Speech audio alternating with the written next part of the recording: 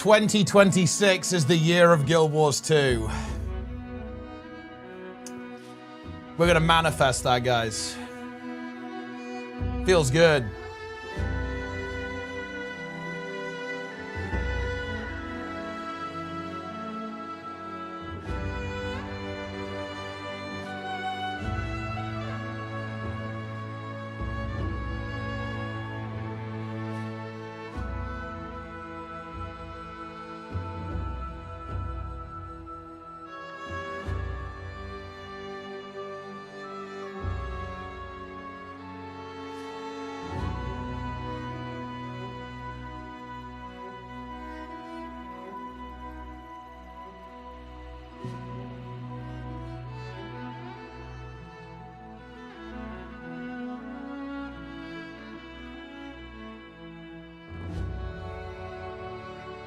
You in the year of Guild Wars 1? Yeah, maybe.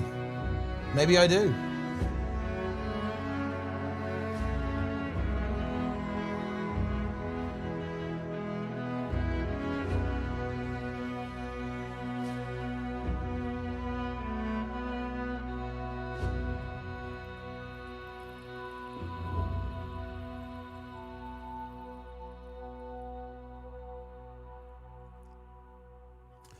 Are you guys ready? For daily AT? Wait, no, weekly AT. No, wait, monthly AT. What an exciting moment, my friends. Last AT of the year, actually. That's crazy. Isn't that wacky? Year of failed creations, the Foundry. We are indeed about to send it. Right. How's the Guild Wars 1 grind going? I'm basically waiting for the boys to get 20. I think Darren's is going 20 tomorrow. He actually said that to me. He said he's going big 20, 2-0 tomorrow. Like 10-hour grind Farmer Hamnet. You better not die, bro.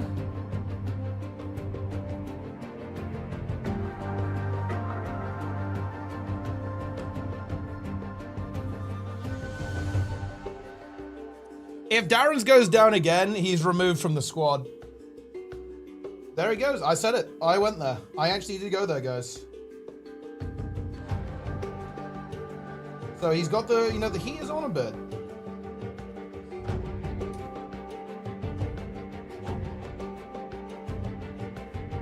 He is benched. What do I die at 20? Like, ding an insta-die? Well, I mean, that's not going to help you. How does that help?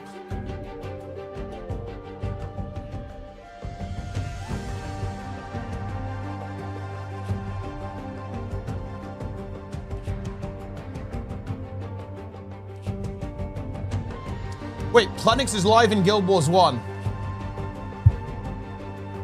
Hold on. We're not watching the monthly anymore. The monthly is boring. Let me get rid of these gachi lights.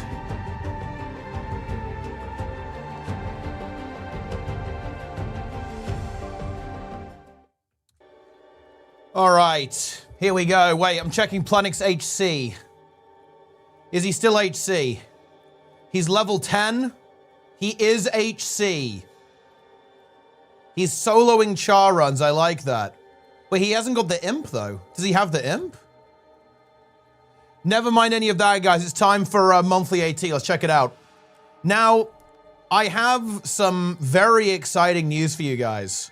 For those of you who are enjoyers, if you will, lovers, perhaps, of Antiquary, it may be appearing here, guys. I have very, very good news for you.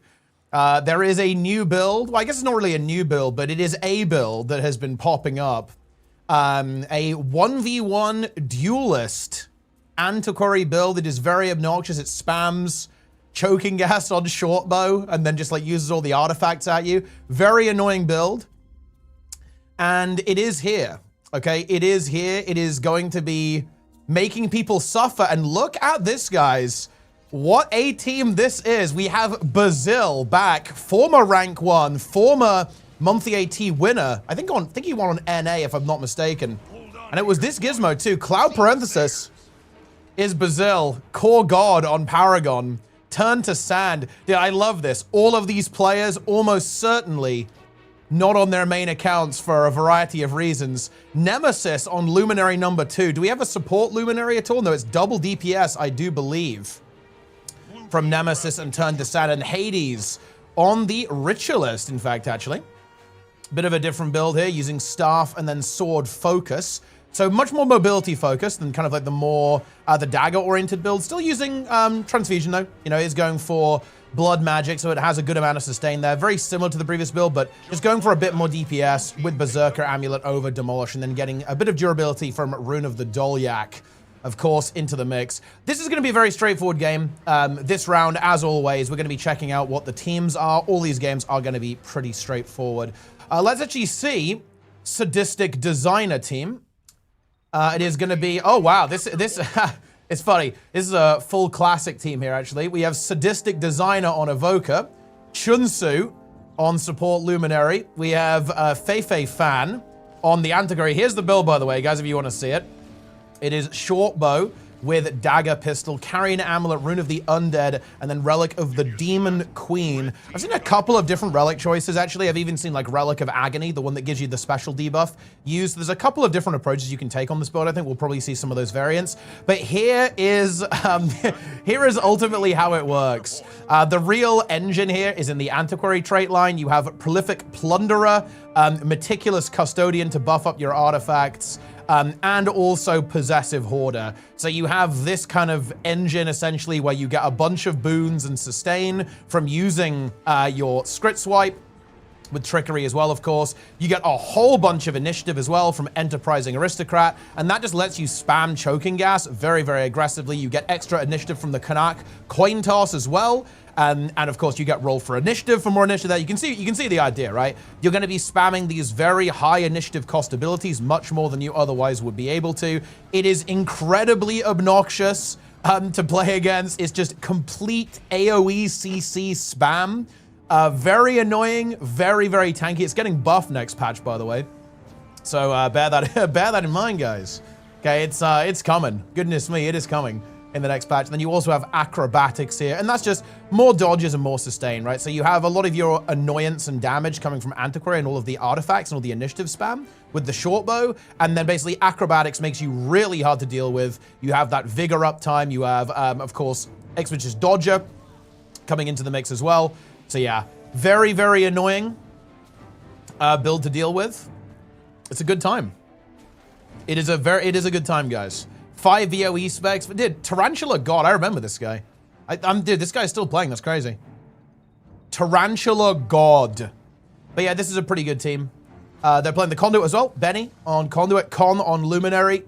Not surprised to see double Luminary. Luminaries is so good right now. It is so unbelievably strong. Con going with the hammer, actually. I think that's a fairly unconventional approach, but to be honest, Luminary is so good, anything works. The real strength of this Luminary, guys, is just so devastating. You have so much DPS, and on top of the DPS, you just have so much support. You've got loads of healing, you've got cleanses, you've got barrier, stun breaks, all of that packaged into this build. It's just outrageous. It's insane in literally every situation. It is, I think DPS Luminary, I think it's probably the best build in the game right now for PvP. It's just universally good, that it doesn't really have any major weaknesses. It's not, I guess you could say it's not the fastest build in the universe, but it's also not that slow either. But essentially, it has no major weaknesses. It is absolutely insane. Every team is going to be running one of these. Evoker, of course, just the damage dealer as well. Highly mobile, very slippery, very evasive. Does a crap ton of damage. With, of course, all of the hair abilities. Ignore the fox being there. That's a spectator bug. It is going to be the air hair being used here.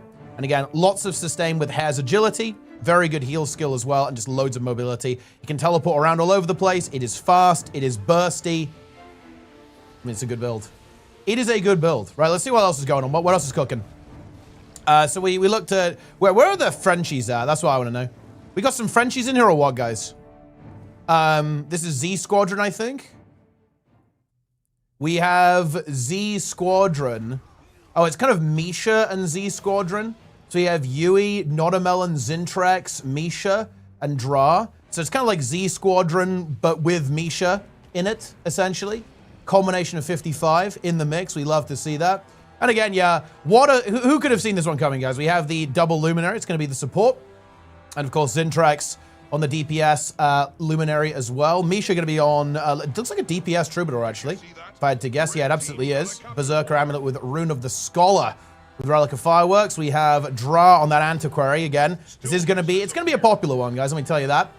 And then Zintrax on the DPS Luminary and Notamelon on the DPS Evoker as well. Yeah, the enemy team not having any VOE specs, it's going to be rough. That's a mistake, guys. You need to buy the expansion. You need to buy the expansion, guys. Let's see, what's Sugar Crush playing? Okay, so we have Maya, Oki, Asu, Erozik, and Floor playing for Team Sugar Crush. We got the support Paragon in the mix. Erozik on the Herald. That's an interesting choice. We have Asu on the Antiquary. Yep, get used to seeing this build. There's the Relic of Agony there, guys, you can see. For a bit more damage output whenever you get a CC, which obviously you're going to spam a whole lot of with the Choking Gas. You're going to get this special little debuff that will do damage. Oki on the Amalgam as well. That is also a very strong build. There's a lot of good builds right now. You only have 5 players, though, so you can't pick all of them. And then Maya on DPS Luminary. Actually, that's crazy. Not on Spectre. Maya has branched out. That is remarkable stuff. It absolutely is. So where are these Frenchies at, guys? Team Snowfall, of course, also active. We have Nigel. This is Popo, for those who are not aware. We have Riken is playing here on the Amalgam. Alex on the Luminary. Denshi on Troubadour. Again, on a DPS build here.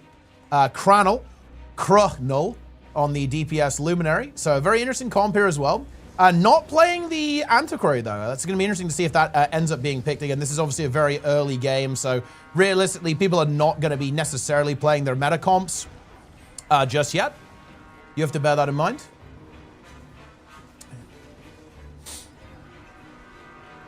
Isn't Choking Gas really slow? Well, it is unless you cast it under yourself.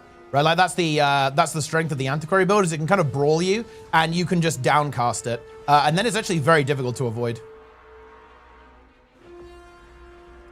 But yeah, obviously a pretty straightforward set of games there in the first round. Nothing too crazy there. Actually, a very close game here, though. Ooh. Then everyone, look at all these VOE specs. They're everywhere. Ooh, red team getting the top buff. That's a pretty big one. We actually have a Reaper being played here. Goodness me. What is this? Marauder with Fireworks? Listen, this is a buy the expansion and play Ritualist moment here. But the red team is winning, so maybe that's unnecessary. Maybe that's not in budget for this monthly. Maybe for the next one, though. Kill secured on the Conduit on the blue team here. And red team actually looking very, very good. They're zerging a little bit too much in the middle, though. If they can pick up another kill, they can maybe convert this. The Conduit not looking super good, or sorry, the Virtuoso, rather. Not looking super good. The Conduit, of course, coming back off respawn now. Oh, that Amalgam committing very heavily to this node. This is a very, very greedy play. It is actually a very defensive build, though, having the Flamethrower and the Shield, too. So it might be able to get away with it, and they actually turn it with the Virtuoso coming back in and annihilating the Reaper.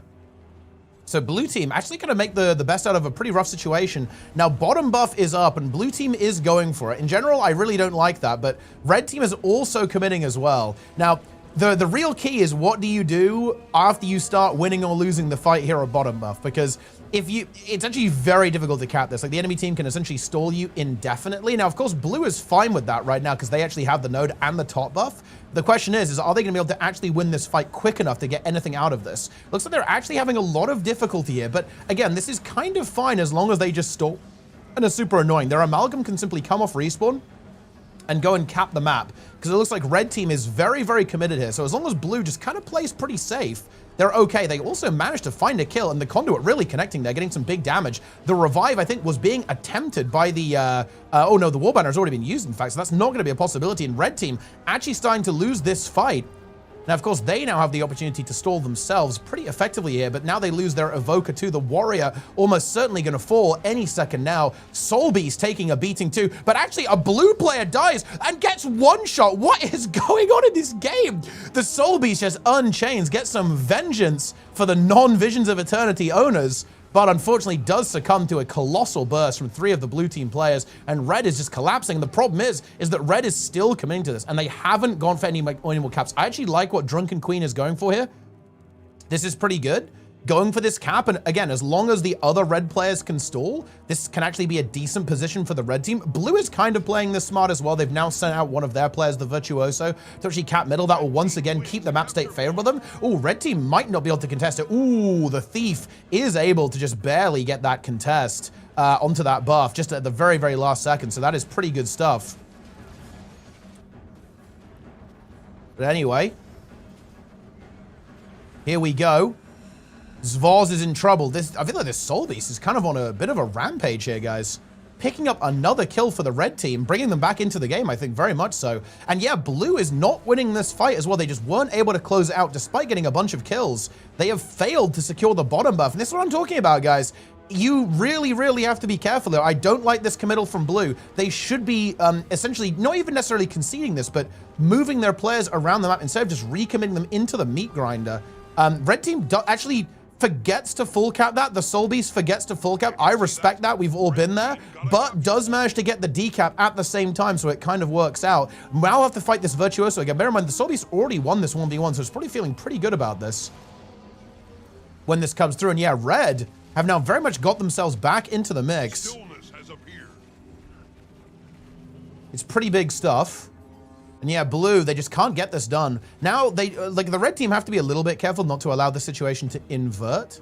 As Persephone Chan and, of course, the Paragon from red team, they are essentially in a 1v2, but they're able to get that kill. And that is very, very bad for blue now, because it looks like red team will be able to secure this buff. I don't believe there's going to be any potential contest here. This Virtuoso is here. The Luminary is in this 1v1, will not be able to make it to the bottom buff. Or we do have the Herald descending. Will they be able to make it to the buff in time, though? But the red team has not actually finished off these kills, so this is going to be a continuous stall. But the thing is, red is in such a fantastically good position as of right now, especially now, because we have 2 red players on this Herald once again. They're going to have to go for that glint heal very, very soon. To be honest, I do believe that the Ritualist should probably leave and just let the Antiquary deal with this, but looks like they are just going to go ahead and just go for the kill. The damage is good. That is another kill secured. The Ritualist going for the revives are now through, but the problem is they're going to have to go for the bottom buff again, although at this stage, they should recognize that they're actually triple capped, so they shouldn't really care about it too much. That is, in fact, the case. I don't know what the Conduit is doing. The Conduit is going over here, I guess, to maybe intercept the Thief. Okay, I don't know what's going on, but something is happening. Something is happening. Blue team takes a capture point. Blue team? Wait. What? Wait. Oh, you gotta be kidding me. The Necromancer DC'd, rallied the Herald, and the Herald gets the bottom buff, and blue team have a player on every node. What?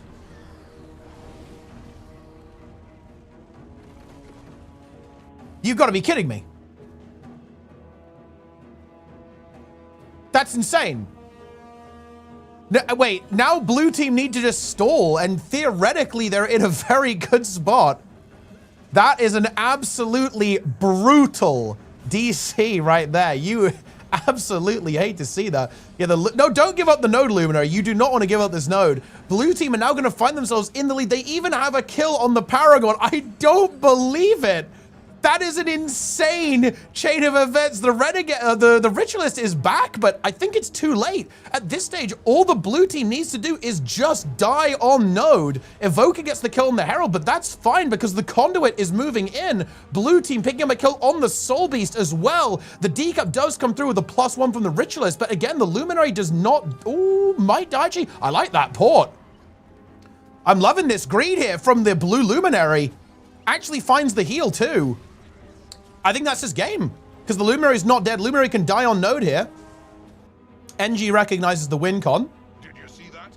Red team, and so do the blue team players here as well. They need to just go on the point. There we go. I think that's going to be GG. Like, even if they die here, it's really not a big deal. Don't give up the node, guys. Okay, never mind. Look, I respect that. I do, you know, it's good to give your opponents a fighting chance. It is, you know, it's kind of like honoring the DC. Virtuoso just being super annoying here. Wait. There is no way. No. The Amalgam left the node. Please tell me that's not a decap. Okay, it is not a decap. The Amalgam does manage to make... That was crazy. That was crazy. Both blue players left the node on mid for no reason, and so did the Amalgam, but oh no! Dude, he caps a second bottom buff in the game and re-secures all 3 nodes. What a wild game.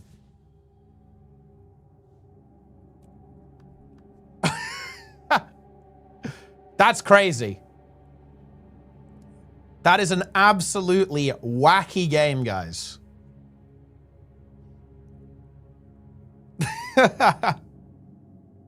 That is actually one of the most brutal disconnects I have ever seen. Oh, dear, oh, dear, oh, dear, oh, dear. Dear, oh, dear, oh, dear. Is this a competition? It is, yes. It is indeed a competition. Honorless. Well, to be fair, they probably didn't even realize it happened because they just probably saw the rally on the Rev and then he just got the cap instantly. Let's see. What is this Avidly team? So we have Snowfall versus Z55. Sugar Crush versus Off Dream. That's also a pretty interesting game, I think. What is this Avidly team, though? Are there any Frenchies? I don't see any Frenchies, guys. Where are the French? The French are out. What map is it? Any maps? Kylo. Okay, okay. This game should be pretty interesting.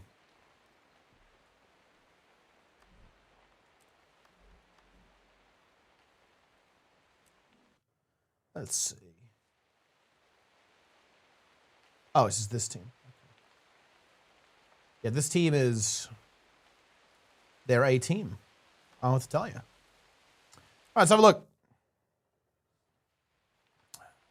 Maybe I should ban mods from winning the Dude list. What do you guys think? Does I wonder if Erzik has the expansion. The match starts soon. What do you guys think? Do you think he just doesn't have it? I'm trying to think of any reason to play Herald instead of Conduit, and the only reason I can think of is not owning the expansion.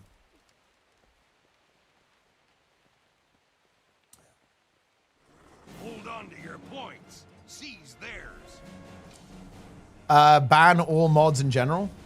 He spammed Conduit when it was OP.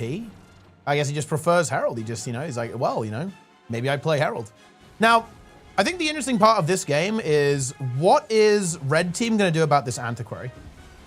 Is Bazil, of course, legendary player, rank 1, legitimate rank 1. On the SD Antiquary. And that is going to be the big story here. Like, Red Team needs to have some kind of answer to this or some kind of strategy to dealing with this problem. Like, the team fight, like, who knows? Anything could really happen here, but a lot of this is going to come down to the 1v1s, I think, in the current state of the game. Team grabbed a capture point. El Nemesis. Darren's, you do need to be logged in. Core God goes down here. Red Team getting that kill. Looking to get a second one as well, they do. And this might be a bit of a weird game here because it just looks like Red Team is just doing a better job in these fights. The Ritualist, of course, the blue team, just trying to be annoying on the other side of the map. Berserker Amulet, Dolyak in the mix at the same time as well. Red team wins a capture point. Other than that, not really a lot going on. Fights are happening. Thief is being super annoying. But this is just a weird one because Red Team is winning the fights and Blue Team has this Thief. So Blue Team needs to figure out how to basically generate some 2v2s, I think. Don't think they really want to be fighting in these massive fights because the Antiquary is not going to contribute that much. They don't want big fights. They want smaller fights. Red Team very much wants the opposite. They've got that support Paragon in the mix, right? We've got this big DPS Luminary. We've got 2 DPS Luminaries and the Antiquary. So I don't really think that Blue Team can fight Red super effectively. So a lot of it is going to come down to if blue team can kind of generate the map states that they actually want. What's the story about Brazil? He's just a very well-known... he was a win trader from days gone by. And just kind of a crazy guy. Just a bit of a goofy guy. A goofball. I mean, it looks like red team's just kind of winning this game. Like, blue team is... They are not rotating in a way that will make them win. This fight is going to go horribly for them. I guess the Ritualist is actually kind of getting the job done over here, which is nice. Able to pressure away the Amalgam. So blue team find the sides, but they've got to keep doing this. And, well, they actually didn't die on middle. Okay, I thought they were going to die here, but they actually didn't. So this actually goes really well for blue. As opposed to the disaster that I was kind of seeing coming. Ooh, Thief nearly gets obliterated. Has the Shadow Step. Should be able to get out of here. But now does need to go and defend that node. Probably sees Erazik moving. Wants to go to defend that, I think. Ooh, yeah, the Ritualist does get taken out as well. Like, I think this is a bit of a problem with the Ritualist. Like, it is a good spec for 1v1s. It actually wins its 1v1s very well, I think. The problem is that I think it's quite vulnerable to the +1. Not playing Demolisher anymore, so your Berserker Amulet with one of the Dolyaks, you're not really as tanky as the previous iteration of the build. And that means that, yeah, you have damage, but if you get +1, I think you're in so much trouble. Like, you need some kind of assistance from the remainder of the team. And that's just not really coming through right now.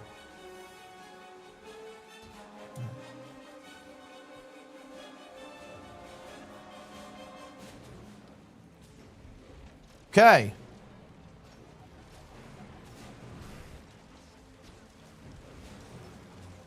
Kind of want to go check out the other game. This game is not very exciting, guys.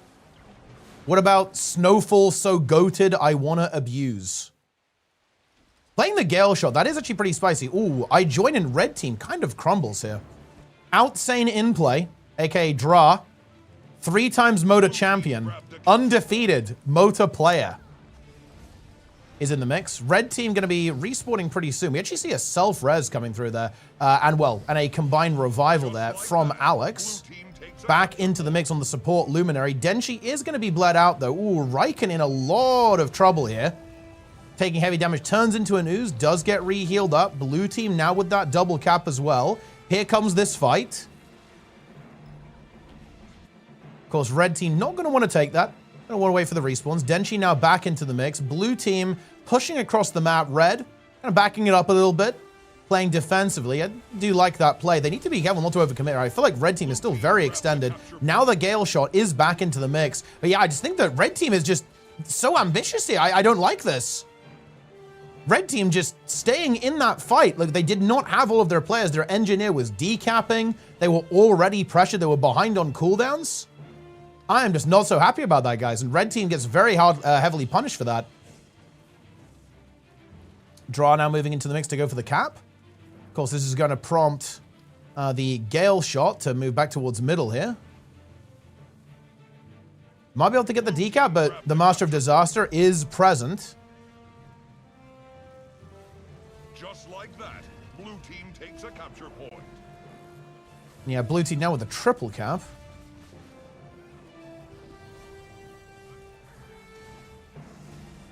And this Gale Shot just struggling to connect, goes down again. Revive coming through, it does come through, but like, how does red team somehow stabilize in this fight? I'm just not sure I really see it. There's so much damage coming through here. Renewed focus being popped, but there's just nothing. There's no counter pressure coming through from the red team. I'm not exactly sure what the game plan is for red, but we have not seen it yet. That is for sure. Riken getting driven away. Did you see that? Red team got a capture point. And that's that. Red team do get the sides off that. You know, blue team they were zerging pretty hard though. They're just farming kills. So that is something worth noting. Like, they do need to be careful of that. They don't want to be, just going for kills. They need to be actually playing the game. And if the red team is going to be capable of somehow stabilizing, but I guess the issue for me is, like, I don't know, I'm not sure I'm really seeing the value of the Gale Shot. Maybe we'll see it soon. Of course, it does have that mobility and can certainly be annoying and kite around, but is it going to actually have the damage? Like, that's what I think the red team is lacking here. It needs to somehow connect this DPS. Gets the stealth. And red team actually do get themselves into a decent spot. Alex in the mix. What's happening with Riken? Needs to get off his heal skill in a moment. Or maybe looking for a kill. Ooh, Denshi in a lot of trouble, actually. But the Amalgam should be able to counterpeel for that pretty effectively. But yeah, out of the frying pan into the fire as the huge DPS comes through. Antiquary, Amalgam so low. It's a little bit of barrier on there, but needs to somehow heal. Ooh, Notamelon does go downside, though. There's no revive nearby either. That should be a confirmed kill onto the Elementalist. Maybe getting a little bit too greedy onto that kill. Not going to be able to quite find it. Now, Dra, of course, potentially exposed here in a 1v2. But again, his opponents are actually very pressured. He kind of feels like he wants to go for it. Actually finds the downstate. And yeah, I don't think that's really revivable. I think Red Team were just, honestly, you know, pushing their luck a little bit too much that they were so pressured after securing that kill. And Dra actually manages to find it. Like, you can never underestimate the damage that that Amalgam has. It has so much DPS. So unless you're feeling pretty confident, you really don't want to be pushing your luck into that. Now Red Team fighting here. They're going to be a player down. The Gale Shot is going to be back pretty soon, though. We've got to bear that in mind. Looks like the support is getting heavily focused. There's so much damage coming out, though. What are the cooldowns looking like for Alex? He's trying to heal. It's not enough. Goes for the Signet, but actually just cancels it, I think. Maybe got interrupted. I couldn't exactly see there. Actually, he did get it off, in fact, actually, just with some weird UI stuff. Yeah, this fight is completely screwed. He's attempting to go for something again, but it is just not really working here. Cranel's going to go downside there. Ooh, support does go downside for the blue team, but is there enough cleave here somehow? It's going to get really, really wacky. It's getting crazy, but actually, blue team win the rally war with some colossal damage. Some insane DPS here coming from, I think, coming through from the Troubadour, actually. You can see the amount of damage output this build really has. It's the Deafening Drum. The Deafening Drum is going to get you guys. You have to watch out for that. Especially when you combine that with all of the DPS coming through from the spear abilities at the same time.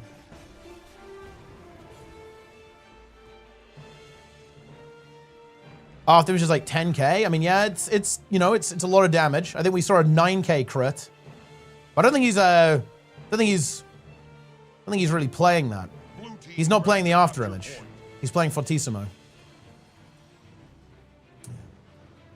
But yeah, the lively loot, it is activating. Yeah, Red Team are pretty dead here, to be honest. They're pretty dead, if I'm being honest with you guys.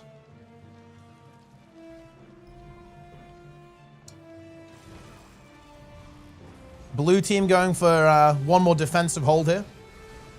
Red going for one final push. I'm not sure I'm the biggest fan of the red team's comp, to be honest. I think the blue team just have more damage. Like double Luminary just seems so good. The Evoker, the Troubadour. It's a lot of damage, right? Then you got Dra on the sides. He can play the Amalgam, or of course he can play the Antiquary if that's what they feel they need. Raikkonen actually doing pretty well in this 1v1. But it's a little bit too late to win this one, I'm afraid. It is not gonna cut it.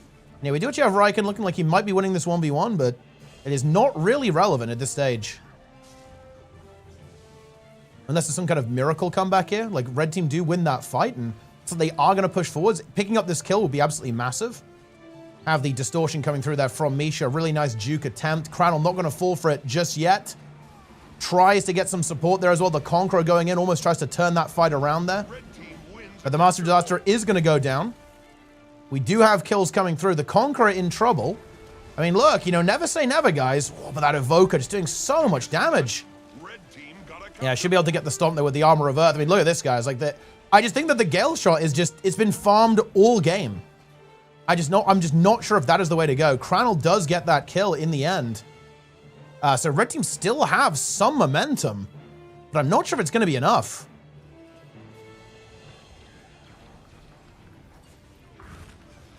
I'm just not so sure about that.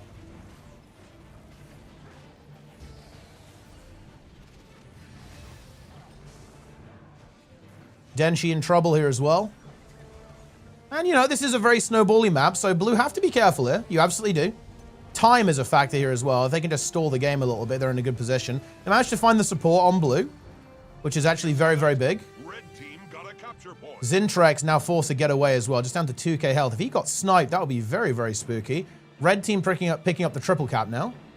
And of course, they have all of their players back into the mix. Oh, that would be a really big pick on draft. They could find that, or honestly, on anything. Misha in a lot of trouble. Crannel moving in, looking to try and find that kill. Luminary looking formidable over here. Red holding that triple count now, but they are living on a knife's edge currently. Misha tries to land the drum, is not going to really get it this time. There's a lot of barrier coming through there from the crescendo at the same time. This is a very... If Crannel can win this 1v1, then honestly, red team have some very big potential. I almost want to keep on this 1v1 because almost like this is the story of the game. Yeah, Misha not feeling super confident, wants to back off and get back into the fights where they have been doing really, really well so far. But is that going to be enough? Crannel looking for a port, looking for a target. Dra is downstate, and so is Misha, but red team needs to reinforce. They need to reinforce quickly to that far node as Alex and Denshi are in trouble. Can they find another kill there? We have Dra and Misha now dead. They're going to be off respawn very soon. Oh, I think Crannel didn't get his port there in the way that he actually wanted. I like this regroup here from the blue team, though. This is very, very smart. Red trying to punish it. Red trying to deny this regroup and get them pressured before those respawns come through. Red going for the triple cap once again. They're going to find it, but again, the damage is massive. The Conqueror in the mix here on the Evoker. It's going to be a 5v5 for the game. If red team actually win this 5v5, they probably win. Of course, the inverse is indeed true for blue at the same time. So let's see how this is going to go here. Of course, cooldown should be pretty even. All that Gale shot already taking a beating. Oh no! Oh no, a bit of a blunder. The blue team leave their support exposed. And that is going to be an instant kill onto the support Luminary for blue. This is now a really problematic scenario here for the blue team. They're in so much trouble.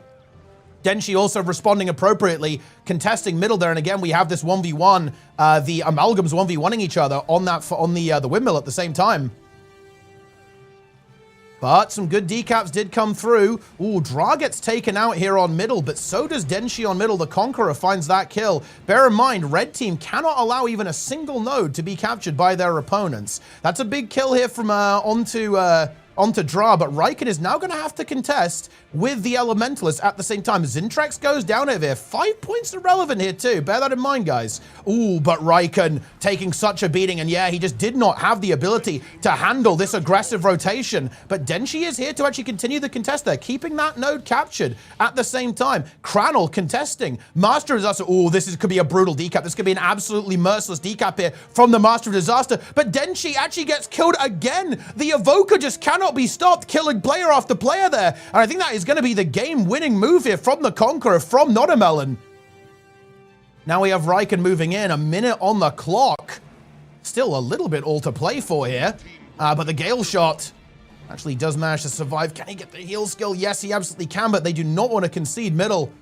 Can't really let that happen, but again, has nothing really left at this stage. Spirit of Nature not going to help them contest. And wow, I mean, a pretty impressive comeback here from the red team, but it's not going to be enough in this game.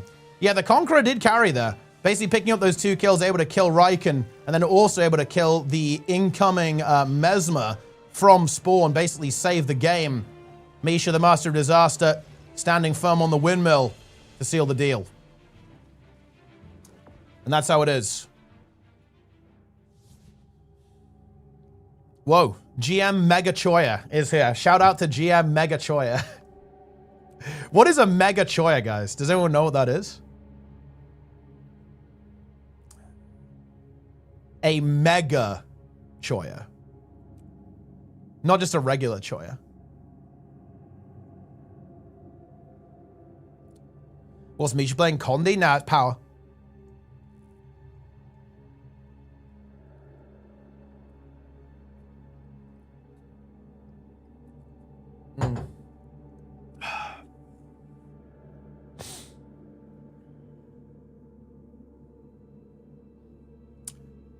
Shout out to YouTube.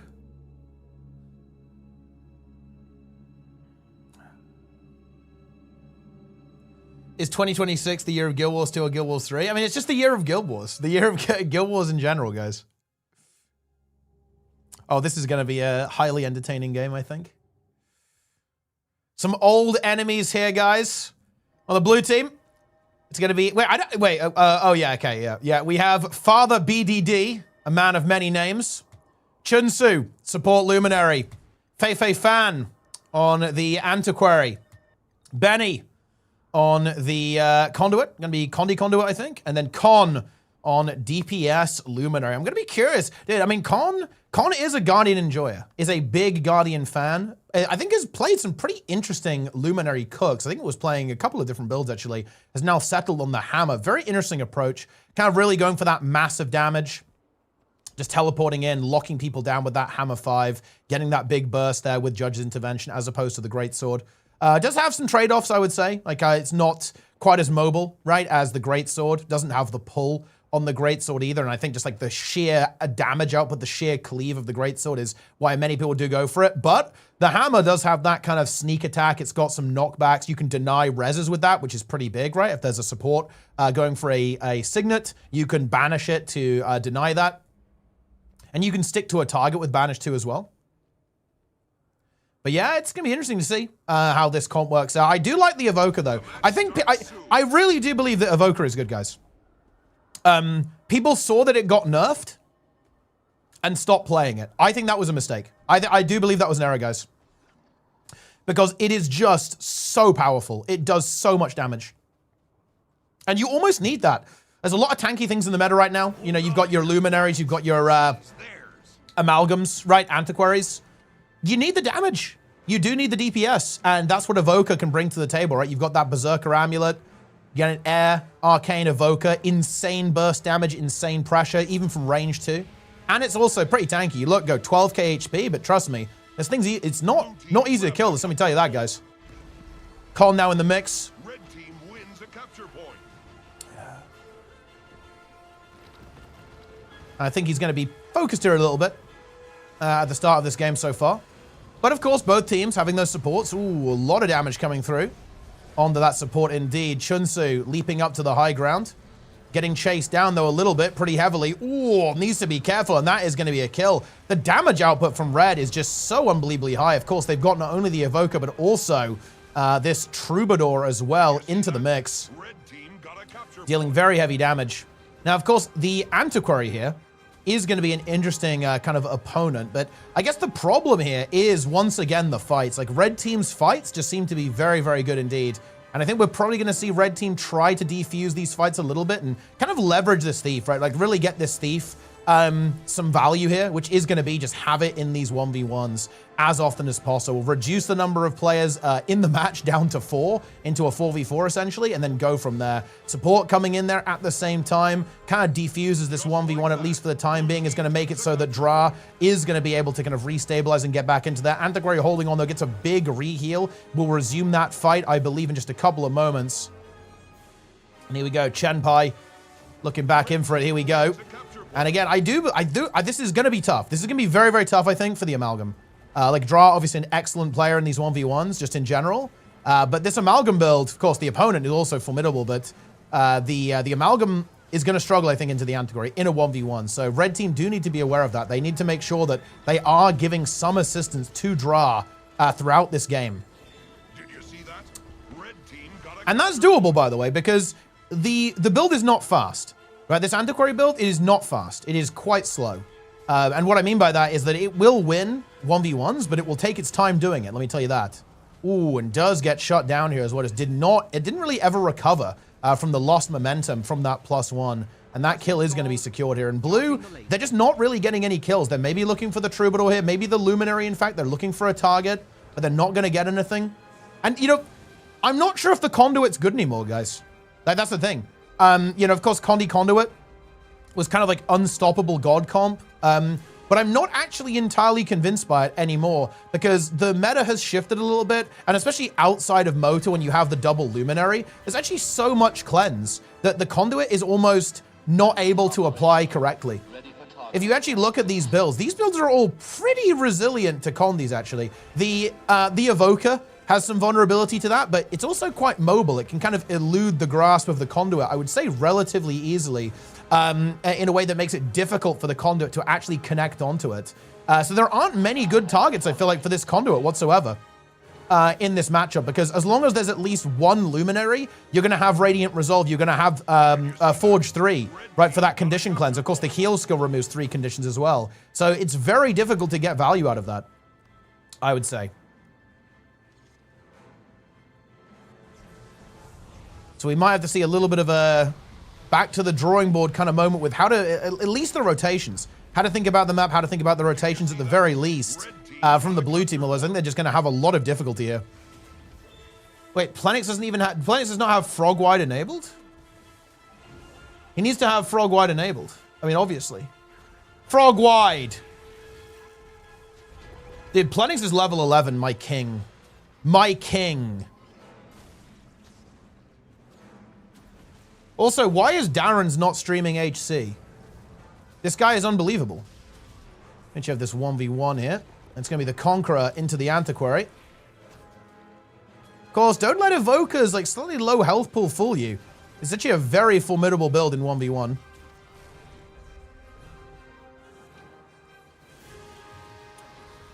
Able to actually get these kills, but I'm not sure if it's going to be super hot into this Antiquary. We have the Scrit Elite coming up here as well in just a moment. Ooh, that was a really big Gale, and that's going to be the kill. The Conqueror actually gets it done there. The Gale was not evaded. There was no stability available for that, and just in the blink of an eye, you can see that damage output, guys. The CC on the Evoker is absolutely brutal. The level 20 dream may be over today. Wait, Mice, what are you talking about? Don't die, bro. Chunsu now in trouble as well. Getting chased down, kites up. Ooh, gets a very nice line, actually. But Zintrex looking juicy. Looking for that kill.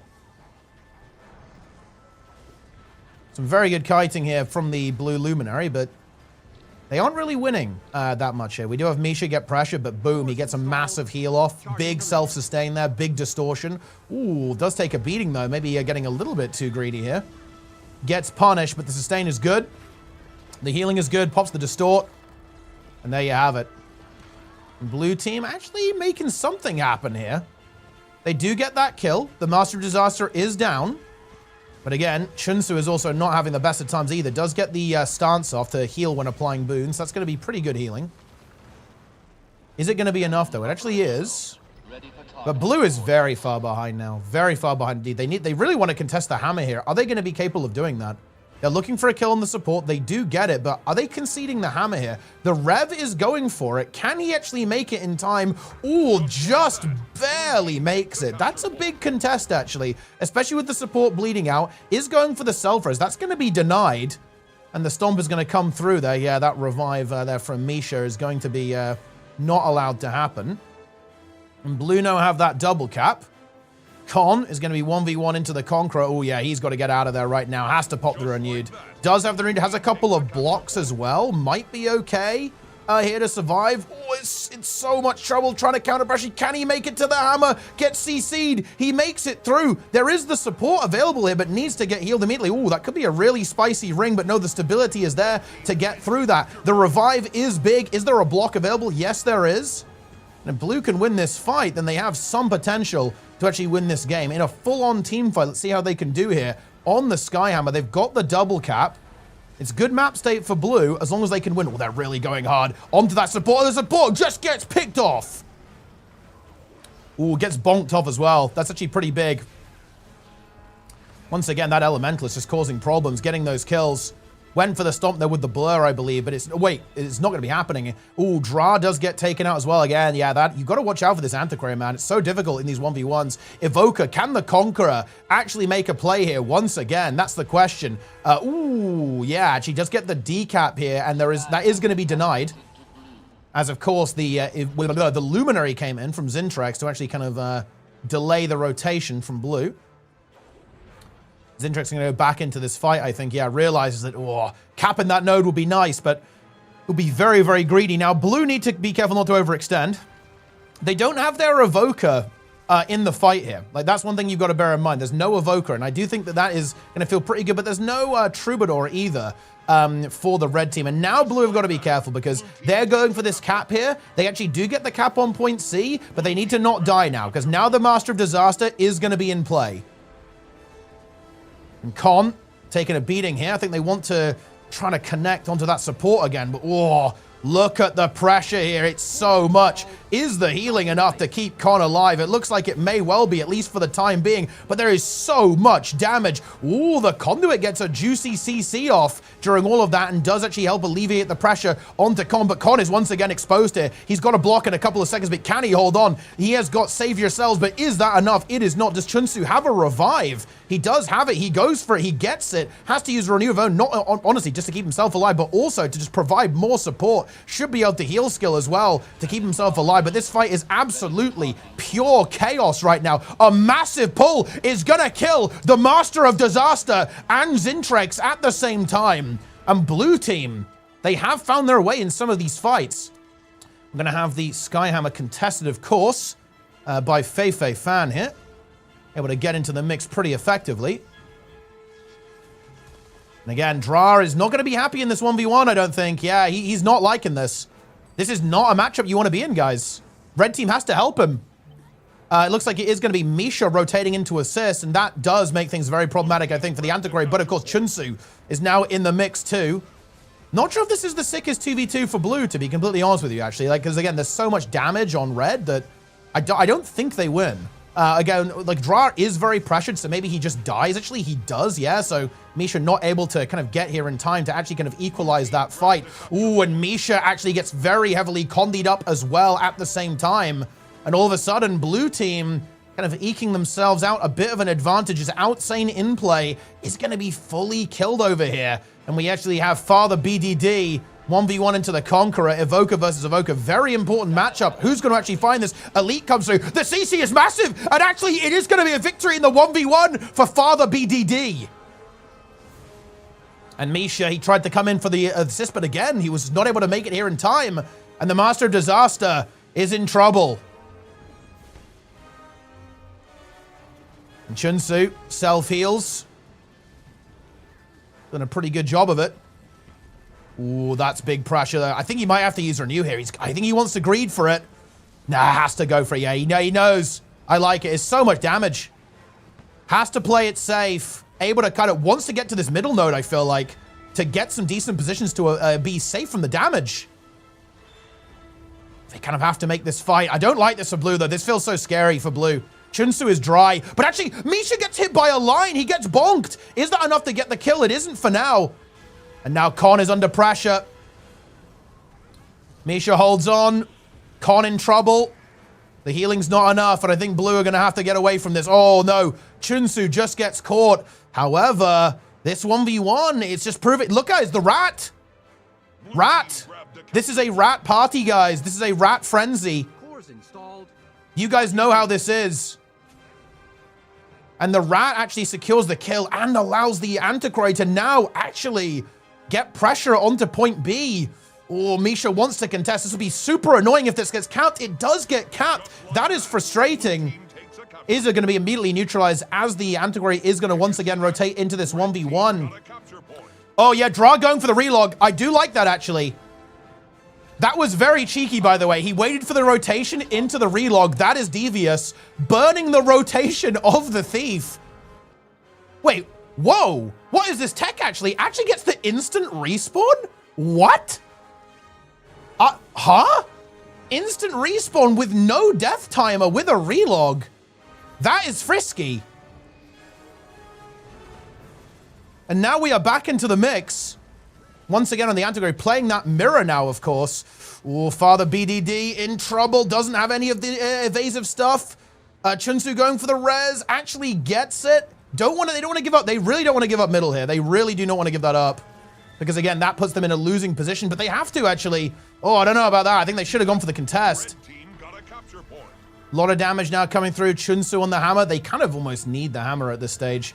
To be honest, they're going to be in a lot of trouble. Time is ticking away, and blue team, they need to win this fight. They have to win, and they've got to win pretty soon, or they're going to be in a lot of trouble. They almost want to dominate this hammer fight. If they're not able to do that, they are going to end up losing this game. Ooh, looks like they maybe want to play for the decap game, but no, we're rotating back in, unleashing the devastating elemental ally elite onto the node here. The DPS is big. Master of Disaster in trouble. Is he going to go down? The chase from the Evoker is big. The support, though, the counter peel, is it going to be enough? We have the Luminary moving into the mix as well. Thief 1v1 is happening, and actually, it is going to be Zintrex who kind of gets left alone here a little bit. The CC is not enough to actually deny that revive. They get that revive coming through here. Thief 1v1 is kind of raging on the sides. Con taking a beating over here. Misha, so unbelievably low. Heal skill will be used here from Con in just a couple of moments. Who is going to come out on top of it? Even like, we just need one kill. One kill will probably win this for one team, one way or another, to be completely honest with you. Who is going to make it happen? And it is, in fact, going to be Dra. Dra with the clutch relog, actually getting the victory in the 1v1 on the enemy Antiquary, and blue team is going to collapse and win the team fight at the same time. Yeah, the bait rotation into the relog technology from Dra. That is an absolutely brutal maneuver from the 3-time champ. A brutal relog. Although, to be fair, they did lose the fight as well, so it wasn't that much of a big deal. And that's that. Pretty intense match, though, guys. And that's it. The game is over. I don't know what happened there, actually. Normally, when you relog, you get a timer. But that didn't happen.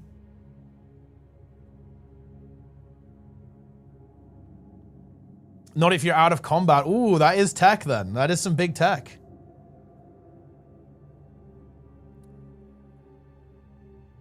That's just the way it is.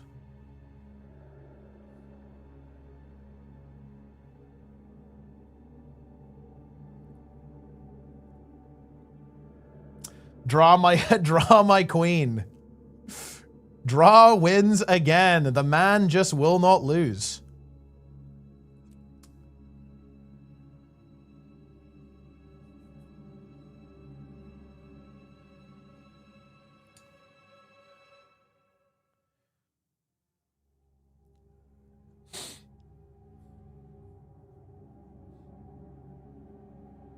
All right, on to the next game.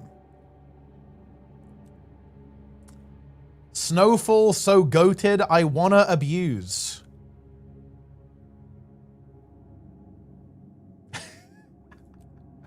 Forest is the next map. I'm assuming it's, wait, let's see, how many rounds have we got? Is it a 5-round Swiss? 5-round Swiss indeed.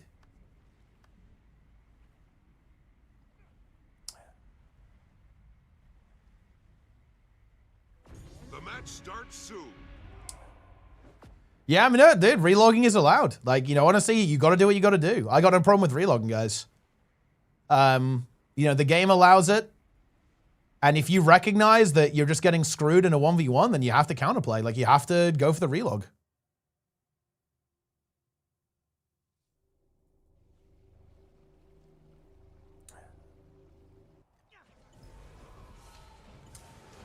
Ubisoft? What is this? Wait, an unknown threat has exfiltrated the source code to basically every single Ubisoft product, including their SDKs, middleware, Uplay, RDVX. Wait, what? What? That's crazy.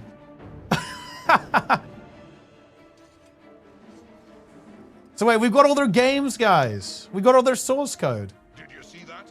Red team got a capture point. Yeah.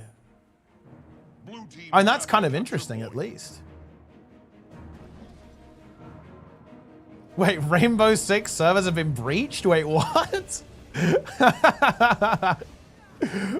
So are people like just hacking people loads of like the in-game currency or whatever? That's wacky, guys. That is a wacky world. Did you see that? Red team got a capture point. Well, look, this is why, guys, you know, you should probably do pen testing. I don't know what to tell you guys. I'd recommend it. I'm not talking about pens as in the writing implement. Anyway, this game is obviously pretty over, I think. Let's see, is there a spicy game? I think this game could be pretty interesting. Cloud parenthesis. Blue team grabbed a capture point. Also known as Basil off parenthesis. Core God. Not playing core. I feel let down on the Paragon, now being taken out. Turn to Sand on Luminary, also dead. Squall on the Ritualist. I'm not sure about Ritualist in the current meta, to be honest, right now, guys. I'm not sure about it.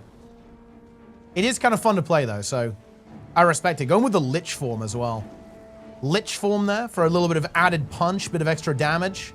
Summon up all those minions. Of course, bear in mind, guys, that you do have a really fun combo on this, because you have Explosive Growth, right?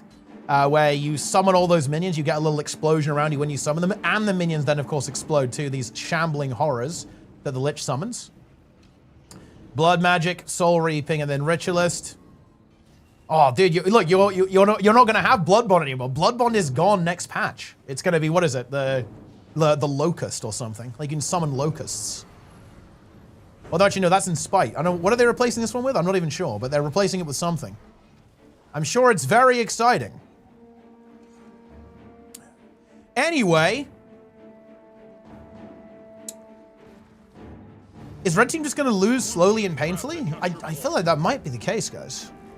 Oh, yeah, it's... Oh, yeah, they're giving it the Cleanse on Heal, aren't they? Yeah. Yeah, they're giving it the Spite trait.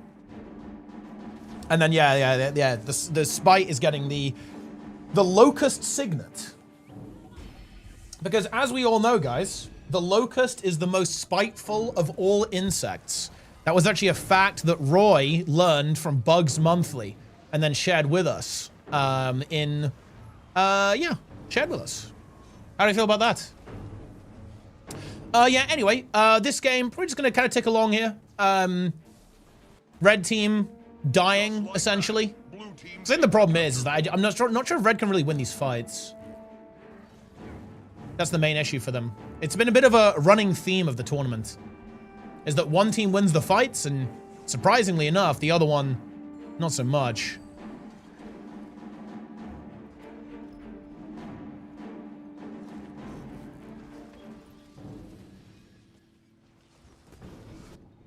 Antiquary kind of slowing the game down as well. That's one of the reasons why the score isn't really going anywhere, is that this build is just being kind of annoying. It is being an annoying build, and standing on this node, it might end up dying here, though. Yeah, a lot of mobility, as you can see. Shadow Step putting in the work, and that is going to defuse this. It's one of those things, like, I almost feel like you just want to match this in the 1v1. Red team wins. If your opponent is playing Antiquary, like, maybe you want to go that direction as well. Blue team grabbed a capture point. Core God Wins a capture point. moving into the mix. Screaming as loud as possible. Of course, Basil has a special affinity for Support Warrior. When Basil won the monthly AT for the first time, he remarked how the Core Guardian on his team was not able to clean him nearly as much as the Warrior on the opposing team with his screams. However, this time, he is in fact on the same team as the Warrior with the screams. Actually getting a nice kill there. Onto Denshi. Is the red team, and red team really kind of sticking in there now. Thing is, they have now lost the map a little bit there. Blue team picking up 2 nodes, and as long as blue is able to disengage it relatively effectively, I think we should be okay. That might be difficult though. Cranel is very, very dry. Does have his block up in a couple of seconds. There we go. Now can use Resolute Stance as well. And it looks like, wait, what's happened to him? Okay, yeah, Denshi and Cranel going to be holding this node down. We'll need some assistance, and we do have Alex in the mix. Cloud Parenthesis goes down the middle. Actually gets, tried to go for the banner, but looks like just barely wasn't able to get it at the last second. That leaves this Paragon very exposed. The Amalgam going to go to town on the support. Ritualist in the mix. Scythe. I mean, wait, who is Scythe? Like, is Scythe a good team? Just like that, blue team takes a capture. Okay, yeah, this is Frenchies. Okay. Just Yeah. like that, Seriously, blue team takes how many fucking people? How do people have more accounts, guys? What is this? Seriously, man. Can you guys just stay on the same damn account for 1 month? Well, actually, you probably can't, can you? But anyway, anyway, here we go. We actually have French. Who is Scythe, guys? Wait, let me see if we can guess. Who the hell are these people? We have Glyn. That's obviously Glint 1v9. Kill 1v9. Aki 1v9. Who is Iros? Who even is this person? Side, they're playing Thief. I want to say Zealith, maybe? But I mean, look, I have actually no idea who this player is. They're playing Amalgam. Who would that be? French player playing Amalgam? I mean, maybe Salad on his 17th account? And then maybe this is Zealith? I actually have no idea there, guys. Like, your guess is as good as mine at this point. But anyway, Side taking a very big hit here. Does have the turbo script. Dude, Dra is a menace, man. Look at Dra on this Amalgam. On this Antiquary, rather. He's the Rat King. Shout out Dra, Rat King. New title, Moda 3 winner. 3-time Moda champion, Rat God. Secures the kill in the 1v1 against his Rat opponent. Rat gameplay. And yeah, he's actually playing the spear as well. A little bit of technology being used. Ooh, wait, this could be a big save, actually. The Conqueror is going to get taken out, but Destroying Heaven potentially in trouble as well. Gets the heal skill off. There we go. Aki is going to get taken out here. And Red Team getting the way back into this. But we do have that Antiquary being super annoying. Crossing over to the far node. Destroying Heaven being a problem here. And yeah, we do have the spear, guys. And this is a much more aggressive build than some of the other ones we've seen here. This is Deadly Arts, Trickery, and Antiquary. With a different trait setup as well, actually, going with the Prodigious Pincher. And basically just allows you to get even more abilities off. Much more vulnerable build, though, right? I think they've got to be careful about that. Right, and that is something that I think the red team, or rather the blue team, will identify, as this build is a lot more vulnerable. No acrobatics. And much less sustain. But the damage output on it is devastating, and Scythe is going to be taken out here. That revive is quite likely to come through, though. Yeah, some poison application, but it's not going to be quite enough. Scythe back into the mix. Also playing this build, though, actually, by the looks of it, with Deadly Arts rather than Acrobatics, but not with Prodigious Pincher, so a lot less kind of throughput on getting those script swipes recharged. And blue team kind of backing off there, feeling a bit repelled. Red team wins a capture point. Repelled away. Glint 1v9. In a little bit of trouble. Gets the big heal there onto Ashvur. Kill, of course, is on the support Troubadour, which is a bit of a different approach. We have seen DPS Troubadour be played, but it's going to be support this time around. Does have the distortion still available. And yeah, the French team converging on Zintrax, just looking for that kill, looking for another kill, looking to get their momentum back in this game. Thief 1v1 is going to be starting up there. Misha's now back in the mix. Blue need to be careful not to overstay their welcome here. They have to be aware of that respawn. Zintrax is still pressured, but blue team need to kill him pretty quick if they want to win this fight. They are able to do that, though. This does also leave support Luminary a little bit exposed as well. Actually, very dry. This might be a death here. Ooh, nice shield knockback into the heal, but is it going to be enough? The Conqueror coming in for the counter peel, but is not quite able to make it happen. And Aki is going to find that kill on this. Once again, being a bit of a chain reaction here as the Conqueror now in trouble. Ooh, but the Conqueror actually finds the kill. Is going for the stop as well. Is he going to land that? He is. Actually, he gets a kill in the 1v2 into the Hair's agility kill. A devastating defense from the Conqueror. It may not be enough to actually save the day onto the Luminary, but actually it is, as Zintrax now moves into the mix.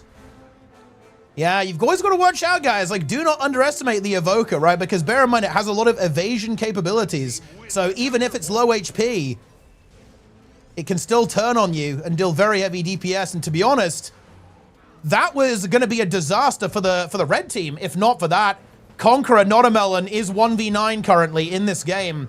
And now the Frenchies are in a very, very bad position. Thief going for the decap. We'll have to start that 1v1 again. Looks like it's a beast scenario. Is it going to be a beast kill? It absolutely is. Dude, this will be a wacky steal. Surely not. Okay, no. Red team does secure. That was pretty spicy, actually. Doesn't get the steal. The French are not winning this fight, though. They are very much losing this fight. They do not have that revive potential either. They have the double DPS Luminary. No Signet available for them. And all of a sudden, this game is going very, very poorly indeed. And it all came from the Conqueror, to be honest, guys. The Evoker is just too much. The French lose, and to be honest, they might be a little bit done in this game now. Yeah, and the adaptability of Dra also coming in. This 1v1 is just not working, right? The 1v1 is simply not happening, guys. You can see that here. The Spear short bow build is shutting it down. Relic of the Pirate Queen for the quickness uptime, spamming those artifacts even more efficiently, chaining them around. Look at this, guys. You pilfer after using initiatives, right? So you Basically, it's like an endless cycle, right? You keep funneling abilities through, more initiative, you spend it, you get it back by using the artifacts, and the entire cycle repeats itself. Did you see that? It's just too much, guys. And improvisation also being utilized to reduce the cooldown, you can see there, of the utility skills, which of course funnels even more initiative into this build. So the French are going to have to come up with a solution to this. They need to figure out how to deal with Dra, but also how to deal with the Evoker as well. The Evoker is just so devastating. It's so powerful. It's too much. And the Evoker, the Conqueror, stands firm. He's holding a little cuddly toy. Very cute. We love to see that. Blue team grabbed a capture point. And that's just the way it is. I don't think the French can really... the French have zero counterplay at this stage, guys.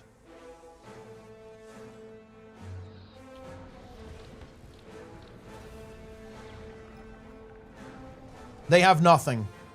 That was an instant kill. Misha annihilating with his deadly spear attacks.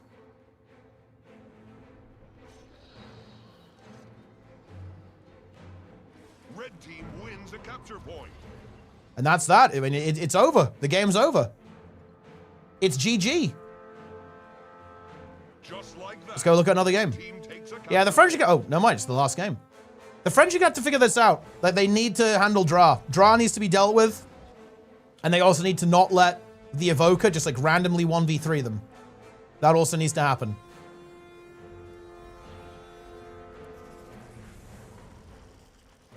Boom. Blue team grabbed a capture point. French lose, yeah. The French lose. They're trying to come back, but there's a minute on the clock. And there's nowhere near enough time to win. They're going to have to figure something out for the elimination, I'm afraid. Because they are not winning this game. Did look promising, though. You can see here that they actually had this moment where they did actually build themselves a sizable advantage. But of course, they were not able to maintain that for very long. And, well, it was just here. It was just that kill. Right? It was just like the counter kill into the stomp using the hair's agility that essentially carried the game. And that's it. Final round of Swiss coming up. Are you ready? Are you ready for the final round of Swiss? I mean, you better be. It's coming.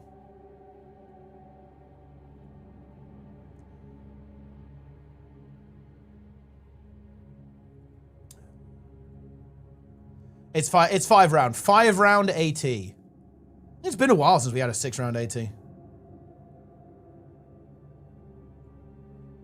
Whoa. Everyone's neutral now. Okay.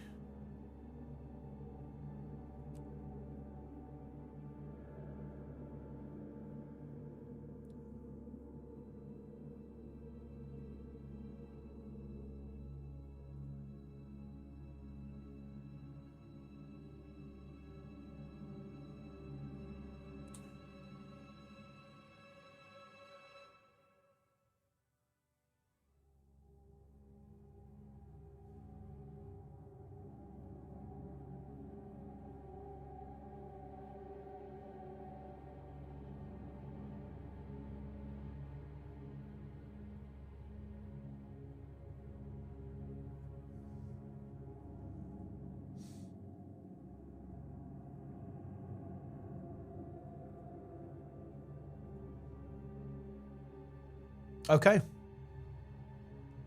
Let's see. This game, maybe? What is the map?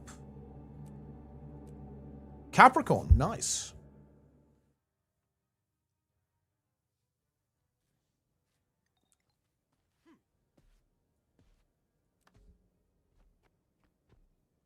Worms.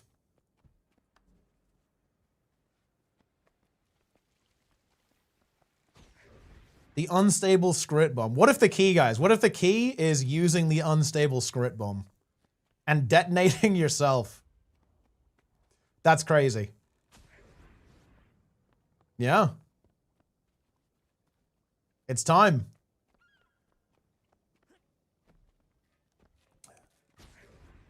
The Relic of Agony. The Relic of Agony represents the agony that thief mains feel when they see Antiquary. It's true. It's true, guys.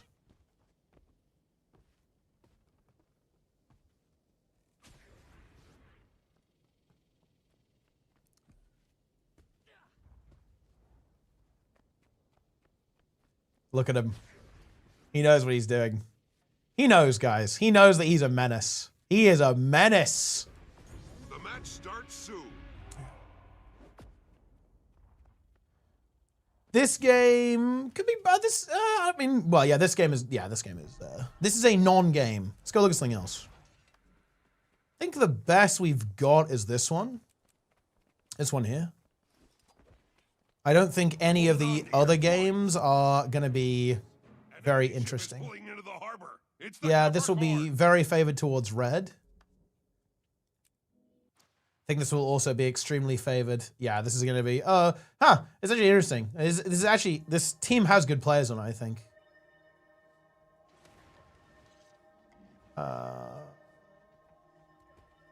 Yeah, it has some good players on it, but they will be no match for the blue team. Snowfall so goated, I want to abuse. What do we think that means, guys? What does that mean? Like, how good would Snowfall have to be for you want to abuse it?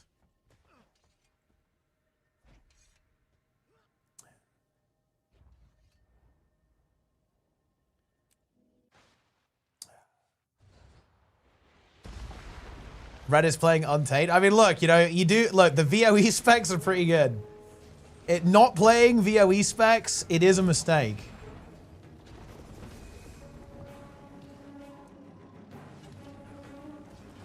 It is true. I can't deny it.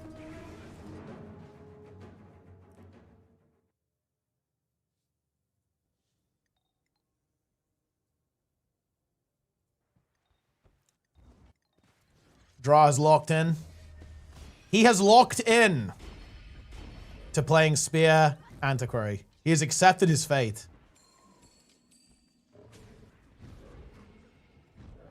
This is his life now. He will Scrit Swipe. Summon a Scrit to pilfer artifacts. That is the power of the Antiquary, guys. You will summon Scrit. Yeah, pilfer. Yeah, honestly, it was calling it pilfer was better. I don't know why they renamed it to Scrit Swipe. Pilfer was a superior name, but they just didn't go with that, I guess. Yeah, this is Rat Wizard. This is a Rat Warlord. That should have been the name of this character, is Rat Warlord. That's not the way it went. The match starts soon.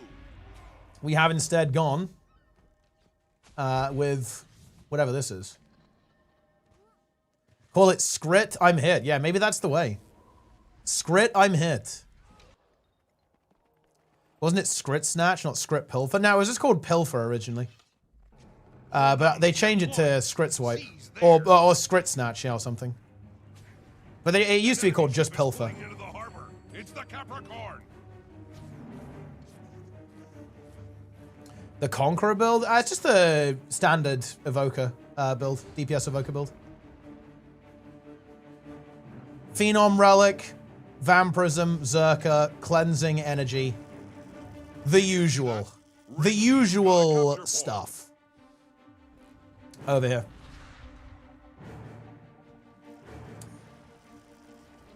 Right, well, let's see what happens here. Both teams actually have a pretty decent comp. Not a big fan of the Herald, I'm gonna be honest with you guys. I'm not a fan. I think it's basically worse than Conduit. Although, to be fair, maybe it can survive. It can survive the burst with the Facet of Light a bit better. So it has some potential there, I guess. And actually, they're getting some work done here. Misha in a little bit of trouble. But, once again, the Luminary pentakill is going to get swarmed in on and taken out. Thief looking for the 1v1 as well. Into the Amalgam.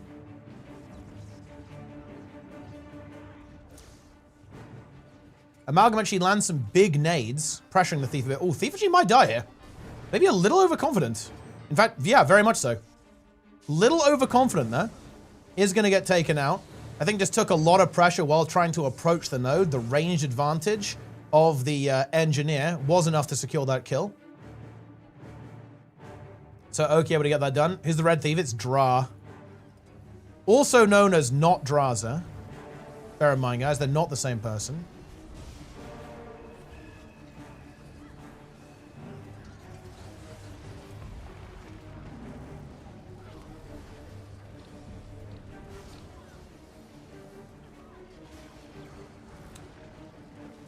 But red team, they're just kind of doing what they do. Like, red team are very, very good at winning these fights. They are just holding W. This is a hold the W scenario. Oki doing a very good job in this 1v1 though, actually, on the Amalgam. The Amalgam really actually destroying the Thief as of right now. That's actually a pretty big win coming through. Did the Hollow Dancer, actually gets the taunt. Very funny. Ooh, but the CC lands and Dra is going to go down here. That is not exactly what we want to see there. No Draza equals no Motor win. Well, I don't think it's weird actually. I don't think Draza has won. I don't think Draza's won Motor. Red team wins a capture point. So I'm not sure about that one. Ring the bell to signal them to fire. Floor gets taken down. What spec has Hollow Dancer? It's the Antiquary.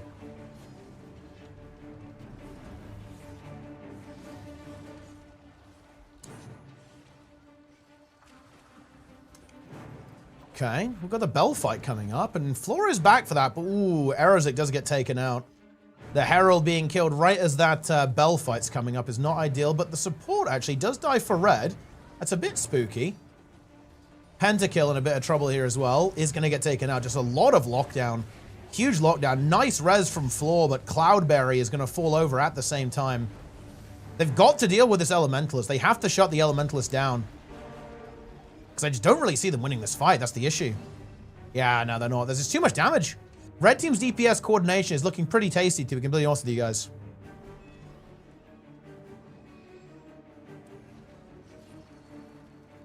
Did you see that?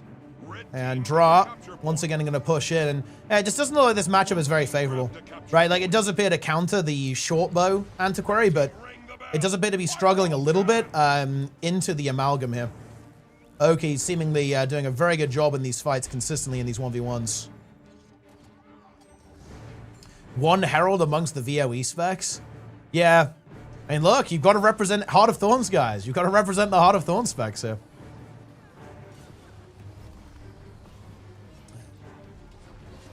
Dude, how the fuck are you wiping to Heroic Dimensius, Jester? Like, that's crazy. How is that even possible?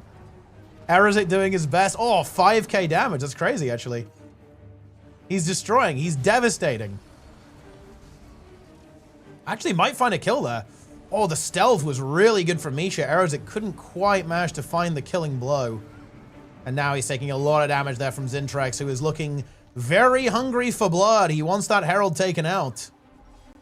Yeah, I guess the big problem right now is that this 1v1 is really not working out very well for the red team, right? Oki just holding his own, holding this cap. Actually, blue team finding a kill as well. Very, very good to find that kill. On the support. So blue team really not messing around here. And Zintrex a little bit isolated as well at the same time. Off to the side is also going to go downstate. The Conqueror left in trouble, and Oki finds another kill onto the Thief. I wonder if we're going to see a bit of a cheeky relog from Dra here. Like, is he going to want to just go ahead and mirror that? He might attempt the mirror potentially. Because, of course, he is more than capable of playing that Amalgam as well into the 1v1. And blue team actually going to be able to pick themselves up this bell. Of course, there's only 25 points. They didn't get the first one, but 25 points is going to be pretty good. Misha in a lot of trouble here too. And that's going to be the end of that. The Conqueror potentially in trouble.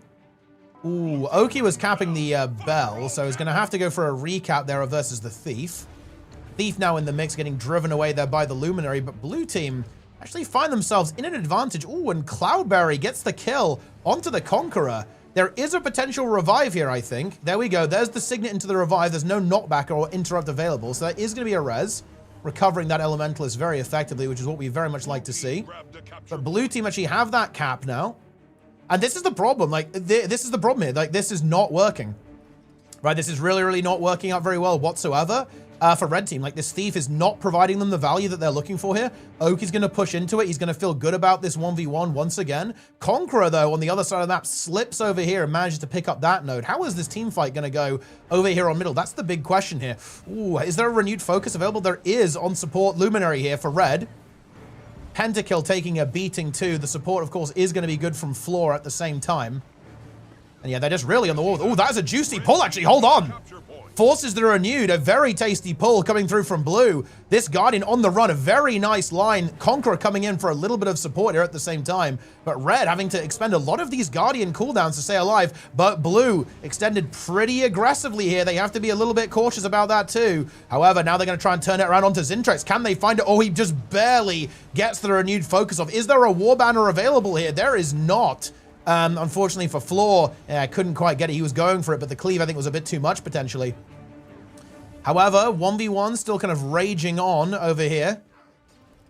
Oki doing a good job. I think, once again, going to be winning. At least, you know, at least contending in this 1v1, that's for sure.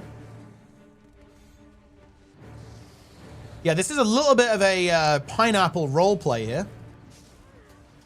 Any pineapple enjoyers, guys, in the chat? Pineapple fans? And blue just have to play safe here. They can't really... Well, actually, they have their player back, actually, so they can now go for it. I think they won the support. The support, of course, does not have renewed focus. They will be aware of that, but the damage is huge from the Evoker. But the support does get driven away from the main group and eliminated, so blue do get themselves a victory here, and that's right as the bell is coming off. They can get a little bit of a bleed.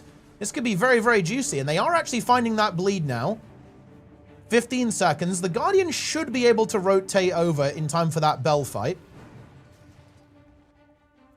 Let's see if blue team can set themselves up for a good fight here. Like, what they really want to do is just get another kill now. If they can do that, then they're in a very good position. However, Cloudberry is the one who's in trouble. Floor moves into the mix, brings that healing. Support Guardian from red is now back into the mix. Conqueror also looking for a kill onto the Herald. Ooh, Glint Heal Pot, so gets kind of a bit of a reset there on the HP. Ooh, there's a lot of pressure as well onto the Evoker. If blue team could kill that, that could be very, very juicy. Yeah, he's got to be very, very careful here. Backing off now, trying to turn it around a little bit onto one of the DPS Luminaries on the blue team. CC is going to be good, not quite good enough. Very volatile fight here, I think, actually. Is there a renewed focus? There actually is not. There is a block into the renewed focus, though, potentially, if we can survive just a little bit longer. Is that going to happen? The answer is actually yes. Renewed focus is now available. Everyone now pouring into this team fight. Now, bear in mind, there's no thief for blue, so they should have the superior team fight here, and they do make that happen, but now they need to actually win this spell quickly because the thief is capping the map. They do get the cap for 50 points. Can they get more? I think they still want another kill here at least. Zintrex is going to be the target. Conqueror is down. He's back in a couple of seconds. They need more, though. This is not good enough. Do we have renewed focus? We do. It's now being popped. Support from red, I still think pretty exposed.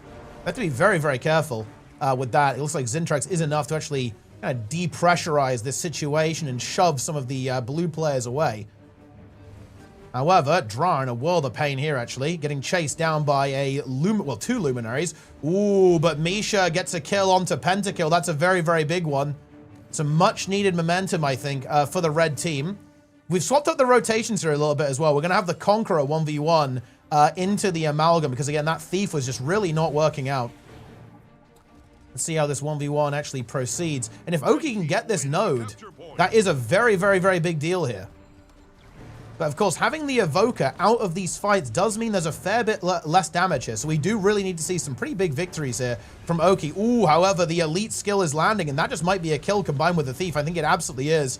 Yeah, the +1 with that aggression from the Evoker is enough to seal the deal on that kill. However, the fight on middle has been lost. The cleave should be good here. Zintrex and the Master Disaster are going to go down. Those points are relevant at this stage as well. Is there a decap? There absolutely is. We see a kill onto the support. Floor should be able to secure this cap. Conqueror can't really do much here. Maybe he could go for some kind of crazy contest, but blue team are in a pretty okay spot here. If they can get themselves one node, they're going to be pretty happy here. The question is, will Floor be able to actually get this cap before Misha gets it? Can Misha make it in time? That's a big question. He has Blink in 1 second. He doesn't make it, though, and that does give Blue a double cap here, which is a little bit scary for Red, if I'm being completely honest with you. Ooh, Floor in a bit of trouble. Conqueror moving in there with Support Guardian now back into the mix. This final bell could be relevant. Floor really has to not die here, though. That is a really, really important not death to happen. Floor not going to go down just as of yet. Bell is not really on the menu for any of these teams, if I'm being completely honest with you. They're not going to be able to get out of this fight. Floor still getting very heavily focused, though, and he is pretty dry. Needs to get back to staff as quickly as possible to try and hold on. Has some mobility, gets pulled into the mix. Is there any hope of survivability? A heal skill, and comes, oh, the mobility on the Warrior. Actually really putting in the work right now. Able to disengage and get away from that fight over there as well. And bear in mind, this 1v1 is not good for the red team, guys. Never forget that. The decap comes through. They're trying to push for the bell. I think they kind of realize that they almost need it at this stage. They're in a very awkward position. However, the Thief does actually make a little bit of magic happen and finds this decap. So Oki needs to actually restabilize over here and get this fight. Doesn't have a heal skill for a couple of seconds. Needs to be very, very careful. Needs to watch out for that Thief. Now does manage to get it. Can he turn this fight around? There is a cap on the other side of the map there. Who is going to win this fight? This is a really, really big one. Red team closing the gap as they did manage to find that decap with that Thief. Draw activating. Like, the guy just does not want to lose, guys. He is an absolute machine. Having a really tough time in that matchup, but makes it happen the second time around. Cloudberry's going to go down. Do we have a banner from Floor? No, gets interrupted. And red team actually pull it out. And yeah, Draw even wins the 1v1 at the end there as well. Draw activates yet again, guys. And wins the game. To be fair, red team also won the fight. Red team got a capture point. They also won the fight. So they would have won either way. Well, actually, not necessarily. Nah, honestly, if Draw didn't win that 1v1, this would have been really bad. This would have been a pretty bad situation. A rough situation, even. And that's that. 50 points. Red team wins. We're going to elimination.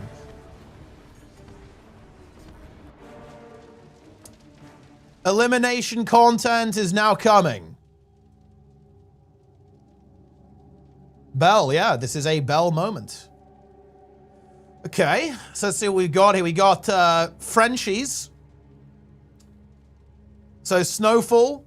The 4 teams to watch out for here is Snowfall, French, whatever that is, and Z Squadron 55. Draw's Heroes. That's the team name, is Draw's Heroes, guys. Elimination, that's right. Frozen Men, one of the most powerful ranked Guild Wars 2 players, well known for his Minion Mancer Necromancer play. He played Minion Mancer before it was cool. Frozen Men, also known as New Time Will Come. One of the most powerful gamers in Guild Wars 2. Member of the Finnish Mafia, I believe. All right, let's get down to business. I wonder if, I'm really interested to see like how the French are going to handle the games rotationally later on.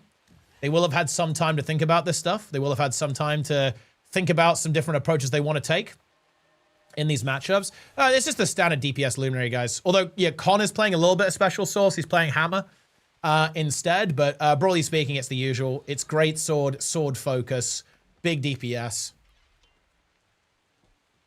Big DPS, in fact.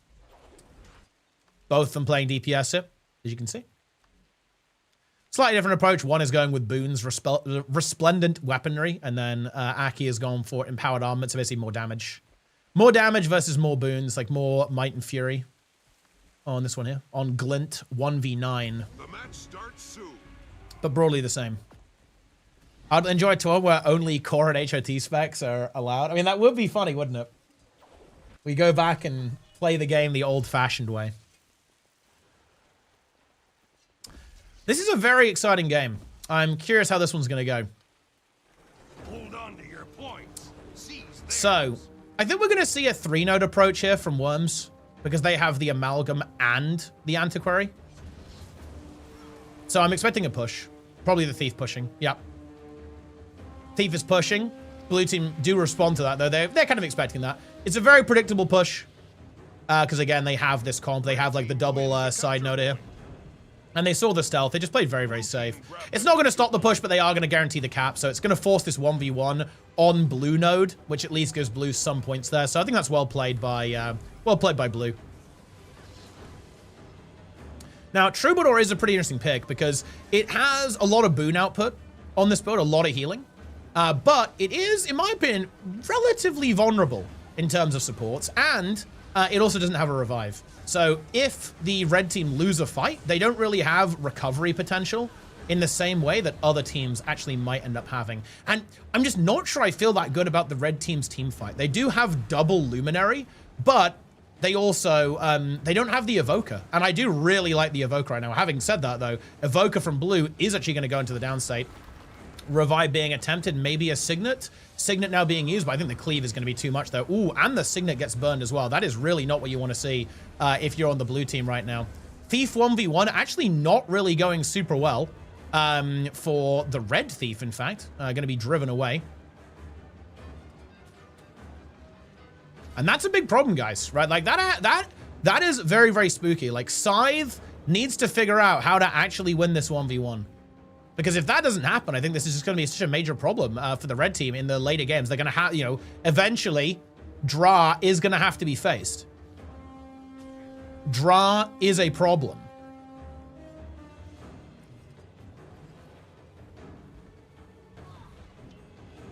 What will be OP in a core-only tournament? I think well, it's pretty easy to think about, like, what would be kind of crappy, I guess. Like, core Mesmer is pretty bad. Red team wins the capture point.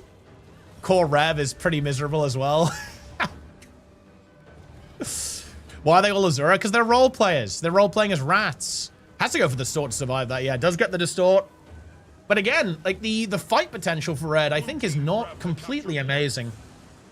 Double Luminary does help a lot. They have a lot of that inbuilt support, a lot of tankiness, a lot of beef.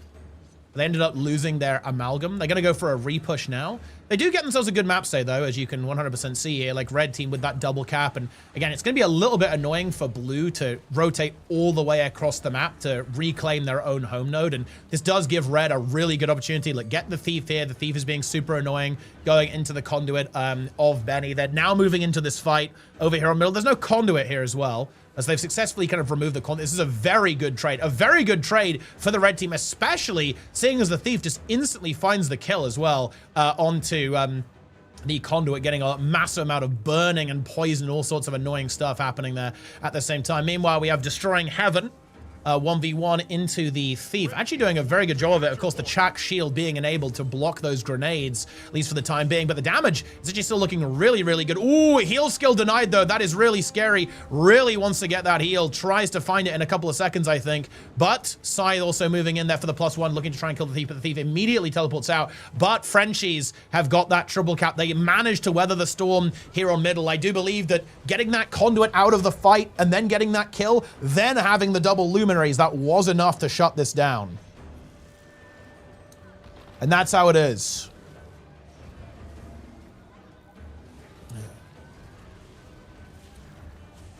All right, here we go. If there's a Guild Wars 3, I'm done with ArenaNet because that means there's a Guild Wars 4, which means you can't comfortably spend time and money into the game. That makes literally no sense.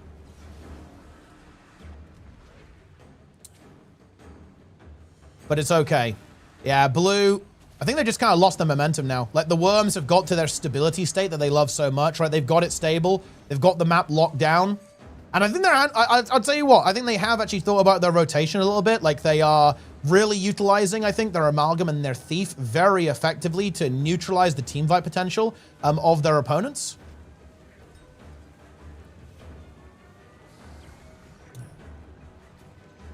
Guild Wars 4 dropped last Thursday, correct. We just weren't paying attention.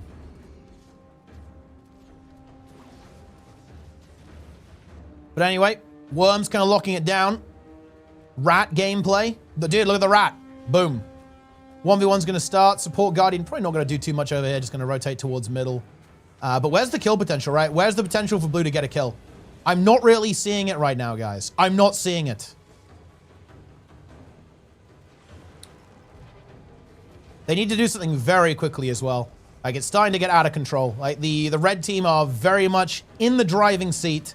And unless blue can make a bit of a miracle happen, I think they're kind of dead. Hate to say it, guys. I hate to be that guy, but it ain't looking good. Big heal from the Troubadour coming through. Team fight, again, should be okay. Should be okay for blue, theoretically, I think. Ooh, especially as the Thief does actually get the kill. So it's going to be a 5v4. Ooh, maybe a really weird revive could come through. I don't think so, though. Like, not against the Antiquary, surely. The Thief is going to rotate just to force the Thief to not move into the fight and keep some node pressure up. And then I assume we're going to see the red team just basically defuse this fight and just, like, run away. Looks like that is going to be the case. So a bit of a bump in the road, but again, Worms handle that pretty well. They've got to sort these 1v1s out, though, guys. Like, I don't know. I am a little bit worried for Worms. Like, their 1v1s have not been as solid. And again, they have to compete against Dra, but that's why I'm being harsh, guys, right? I'm being a little bit critical of French Worms gameplay because they have to face Dra at some point. Well, yeah, assuming Dra doesn't lose, that's pretty unlikely. They have to face him. And if they're not winning these 1v1s, then Dra will feast.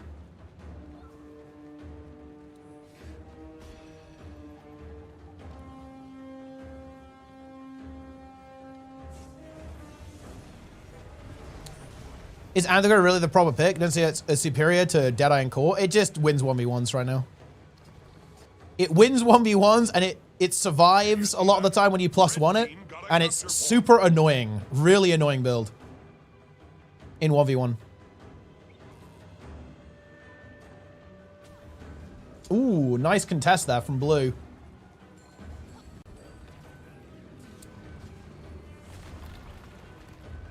Blue team grabbed a capture point. Okay. We do have one of the Luminaries down. Glint 1v9 in the down state.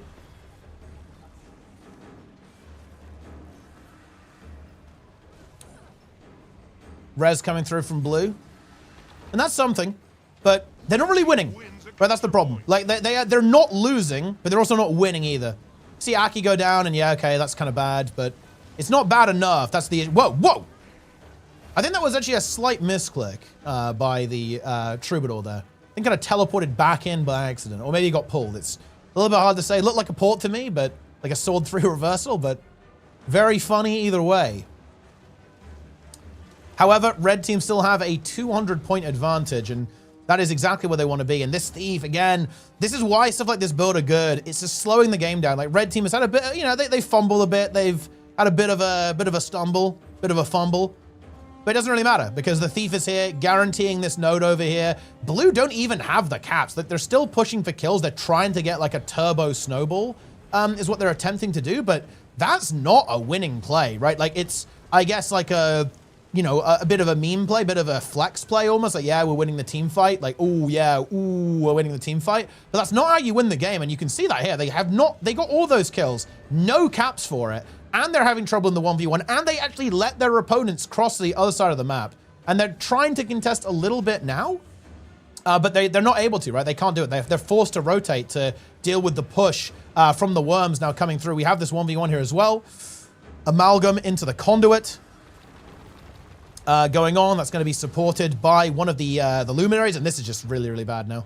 Because like this fight, again, it will eventually have to be given up. Red team won't be able to hold on to this forever.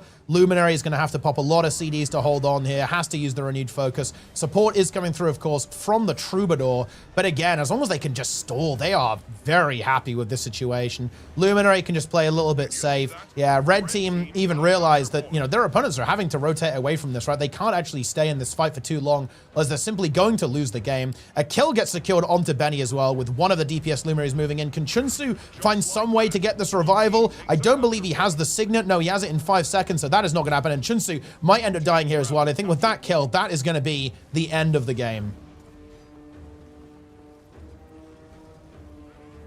You've been following for 5 years, 171 days, 22 hours, 33 minutes, and 45 seconds. That's a big one. Impressive. Yeah, this is basically game over. Thief's going to get the cap here as well. Benny is going to move in to contest. Should be able to contest it, but I don't think this 1v1 ends super well for the Conduit, unfortunately. So we'll be able to contest it, but won't be able to hold it for long. Red team just need to pile in on middle and just wait for the game to end at this stage. Troubadour continuing to contest, of course. We even have the potential decap here. Ooh, Amalgam looking for the kill. Might be able to get it on the Thief. Oh, the nades land. Is that enough? I think it is. Oh, it's not. Oh, just barely gets the withdraw off with the heal. But the nades are going to keep flying. Oh, but the rear heal is here. Very intense 1v1. The Torment. And, of course, the Poison land. And the Amalgam not having fun. Oh, Evolved gets interrupted. That's pretty painful. But Benny does die here in middle. And the Amalgam strikes back. Finds the kill on the Thief. And now the game is truly over. 10 years? That's crazy. Mamias has been... Wait, that's actually almost surprising, actually. Mamias has followed the stream for 10 years. Yeah, you've been following since July 10th, 2015. Red team wins a capture point. And that is the end of the game. Red team wins a capture point. Alrighty, next round coming up. Yeah, Snowfall winning there, not super surprising. And Sugar Crush also winning their game.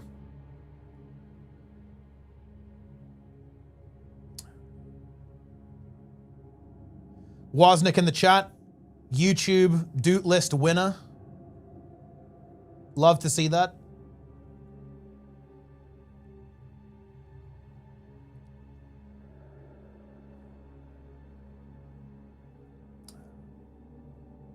Did I unfollow at some point? Quite possibly, yeah.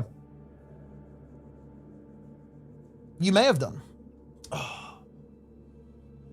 Oh. Someone was asking if this is a new shirt. This actually is a new shirt, guys. I got it for Christmas. It's almost identical to my other shirts.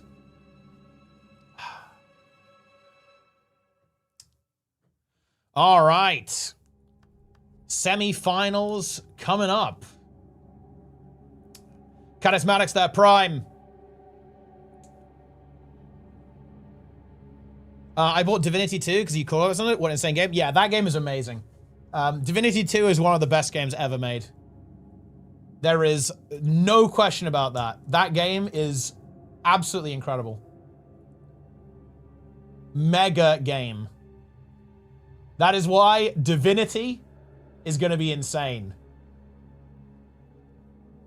It is described, like, the next Divinity game is the biggest, most ambitious RPG yet. It is coming, guys. Okay, let's see what we got. Who are the Frenchies going up against? Who is Snowfall so goated I wanna abuse going up against? Is your wardrobe full of similar shirts? Pretty much, yeah. I'm actually very picky when it comes to clothes. I don't like a variety of clothes, I guess. Someone called For God I Die just followed me on Twitter. I just thought I'd point that out.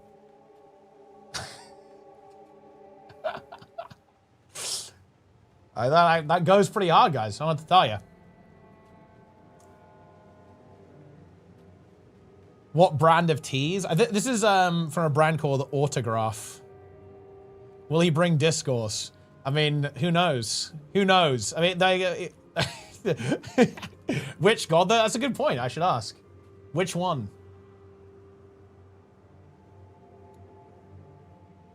Okay, he dropped a repost. When you finally realize the true meaning of life, there isn't any. Well, like, that goes pretty hard, I guess. I don't know.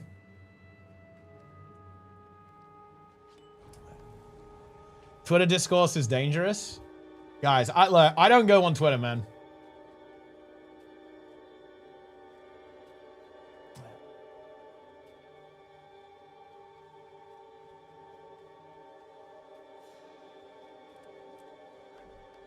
All right. Oh, dude, a temple game? Holy. Chaos is about to happen, guys.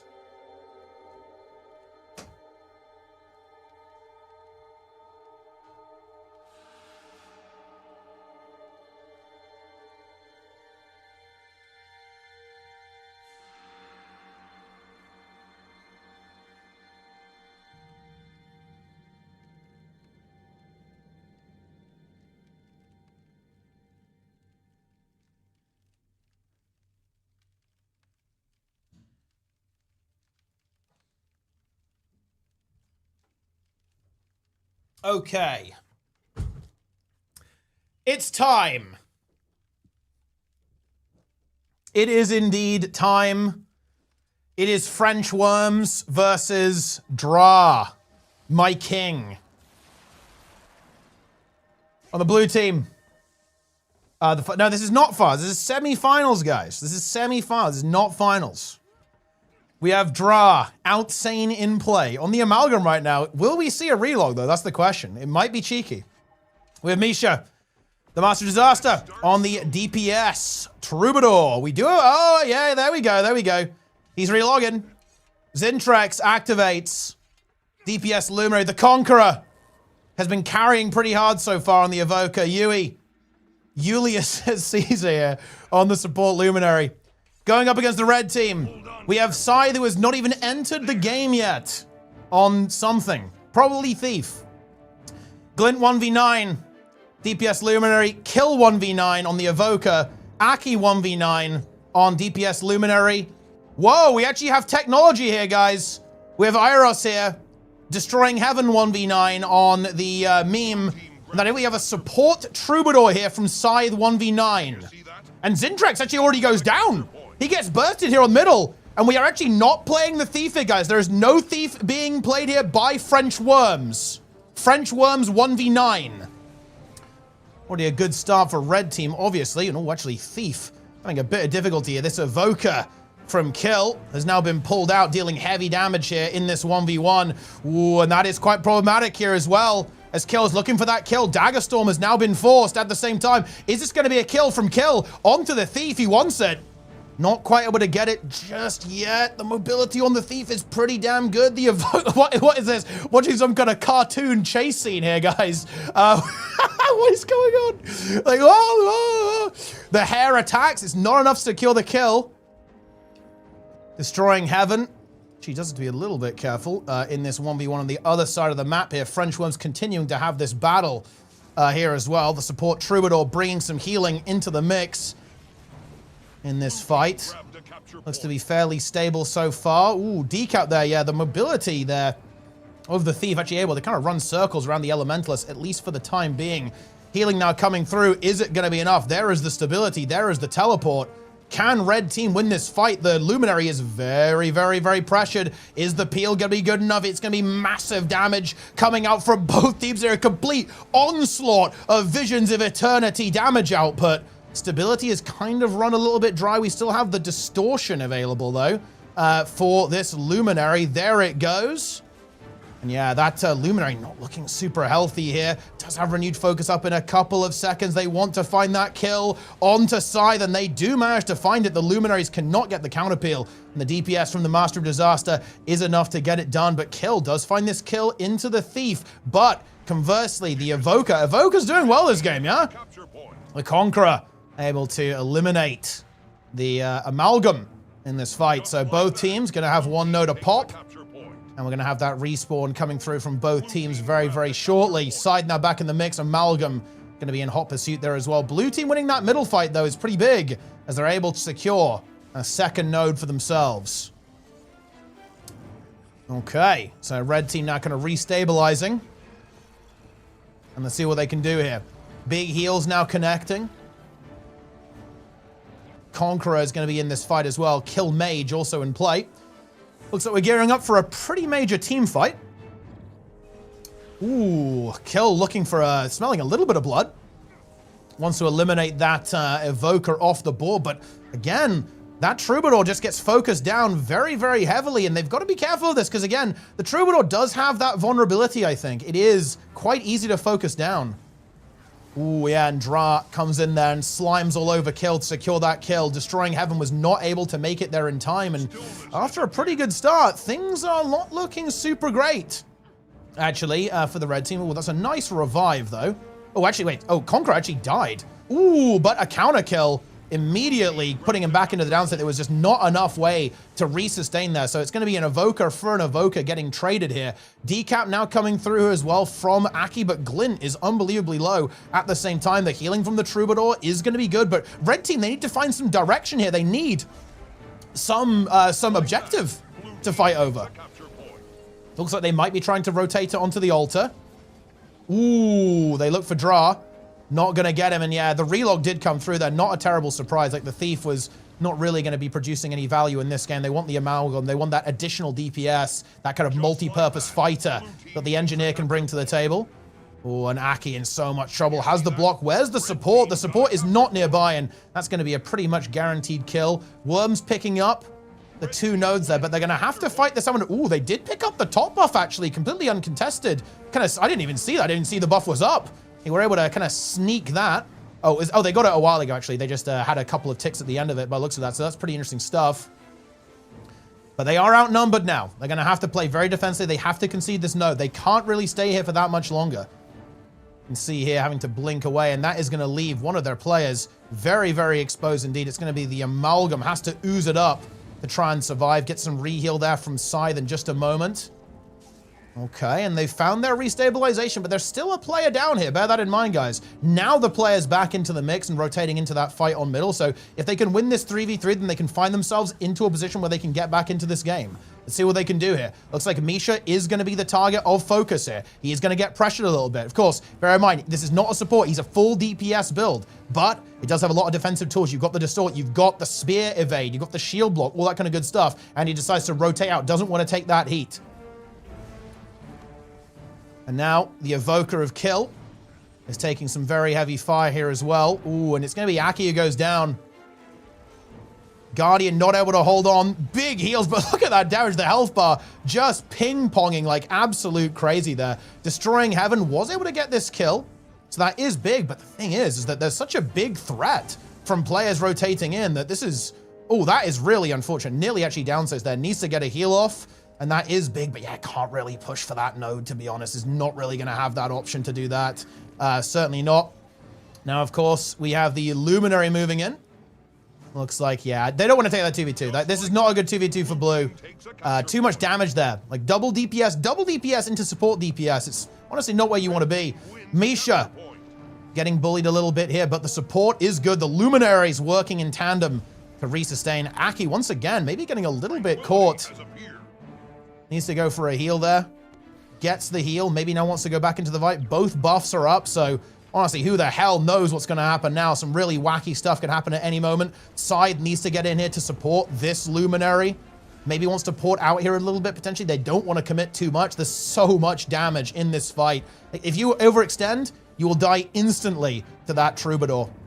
So Scythe, obviously, very, very conscious of that.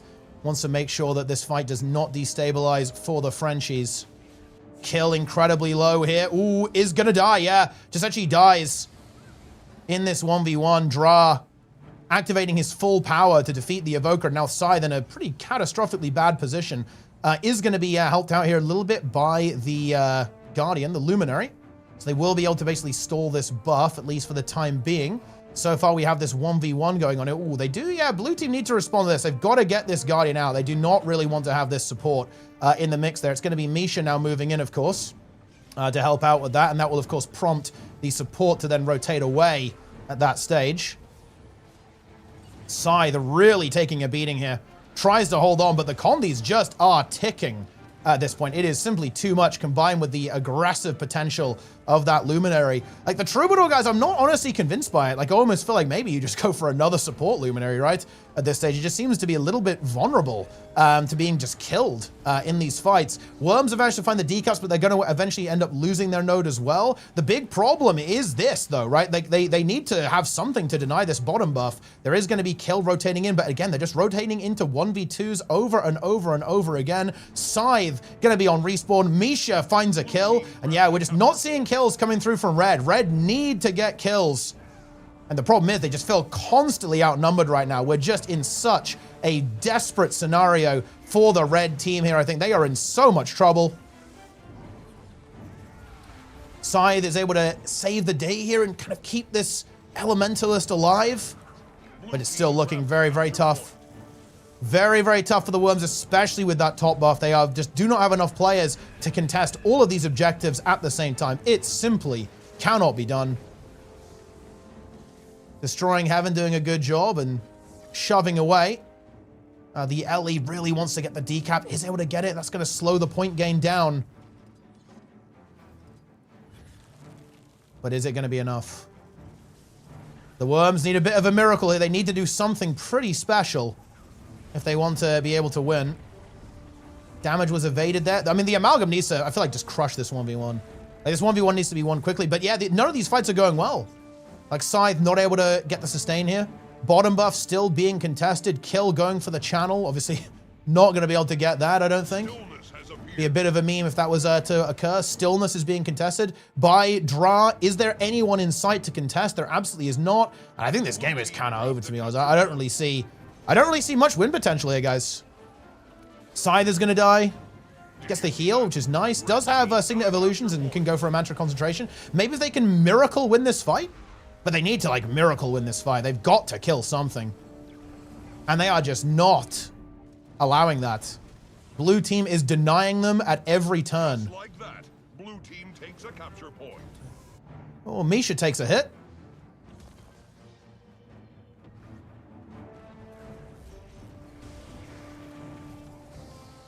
But is it enough?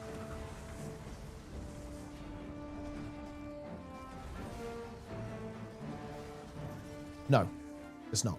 Spoiler alert. Spoiler alert, guys. Gonna have to renew here. I do like the Evoker reroll, but I'm just not sure about the Luminary, the Troubadour. I'm not sure if it really gave them a lot of value in these fights, and we do actually have this kill onto the Conqueror, but it's a little... Oh, we actually have bottom buff, maybe getting fully taken here by red. That does prevent the game from ending, if that goes through. But I don't believe it has gone through. Yeah, we actually do have the contest by... Oh, wait. Oh, no, we do get it, actually. No, it did go through. That was weird. It does go through. So that means the game isn't over. But it's still in a very, very dire situation. As if even a single kill goes through, the game is over. I mean, if there was top buff for red right now, I'd maybe have a bit of cope. And well, I mean, they have kind of got their opponents in a very bad defensive posture. Dra actually being dead here is really bad. Oh, Misha maybe going for the revive. I think that is going to be denied, though. They really can't... Kill cannot allow this decap. He can't allow this. Yeah, he doesn't feel confident to push, though, because, again, like, Evoker versus Evoker, very, very volatile indeed. 3 minutes on the clock, and Kill has to win. Like, he has to win, like, yesterday in all of these fights. They've got to keep up this momentum. They need another kill today. Ooh, and they're not going to get it, as, in fact, it is going to be the Amalgam from red, who is going to go downstate. I think that's pretty much going to end the game, unless there's some kind of really wacky revive that could happen here. We have the Guardian going for it. Is that going to get revived? No. Ooh, they are going to get that revive, but they need more point gain than this. This is not enough point gain. Ooh, a really nice decap there from Dra as well. That was tasty. Red team recovering well.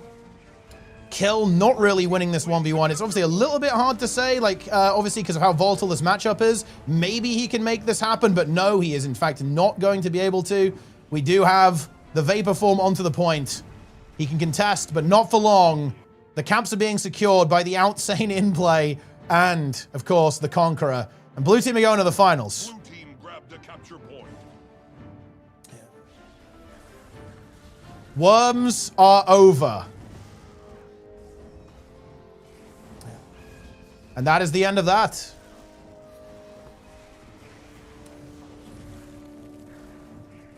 The triple gap was very exciting, but not exciting enough, apparently. Wait, we actually have a really crazy game going on here as well.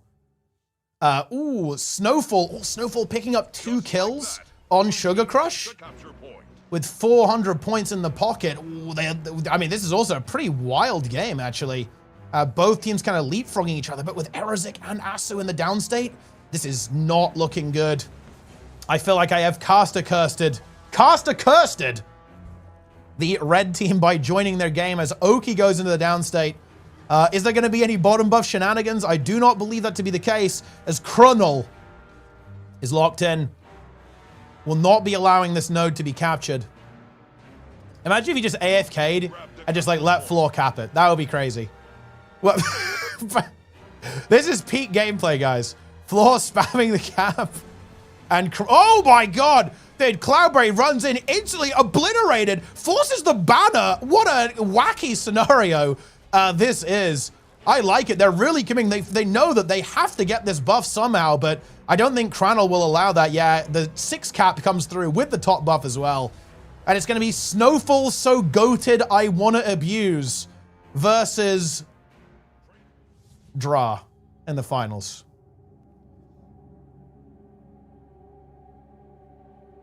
But cinema stuff, guys.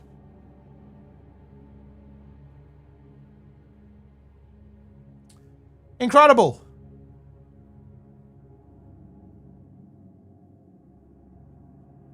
Draw equals draw. Yeah. I mean, look, team draw. Team draw is powerful. I don't have to tell you.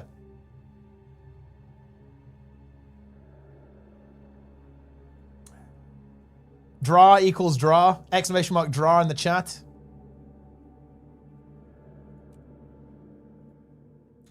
Draw so goated, I want to abuse.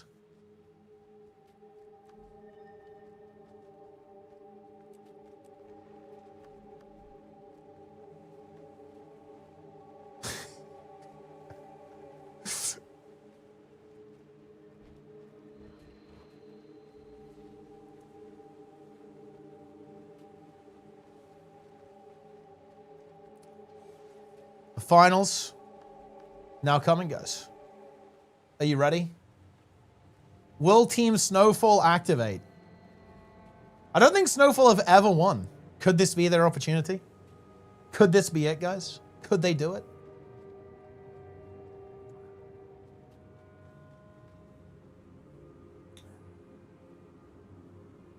Oh, yeah, real quick, guys. Donate to, before we get into the finals, guys, go to Plenix's stream and donate to the Wheel of Misfortune. He's claiming that it's not the wheel, but it is the wheel. You go here, you go to channel points, and you spend. We only have 4 days to do it. You guys need to get in there now. And then maybe send a TTS as well. Maybe send a TTS, guys. Like Wheel of Fortune feels good, man. All in on Snowfall. Okay, I'll put a channel point prediction.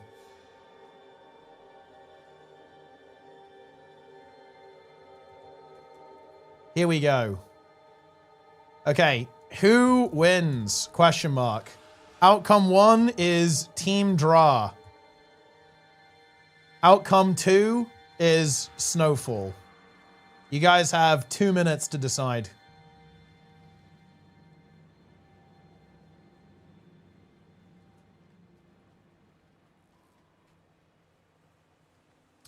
Enjoy.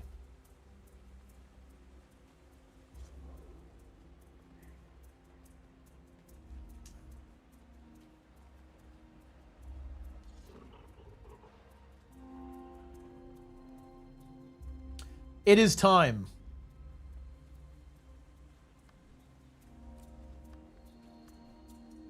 Dude, look at there's daily AT going at the same time. That's crazy. I wonder what the map is going to be. Could be Forest. Could be Legacy, actually. Legacy would be very spicy. Could be Kylo.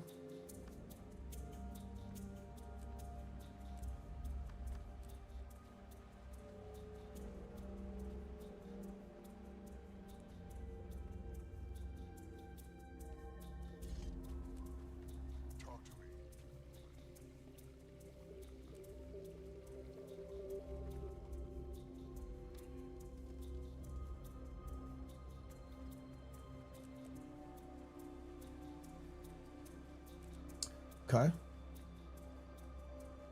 Snowfall has Riken. They do have Riken. They do. That is correct.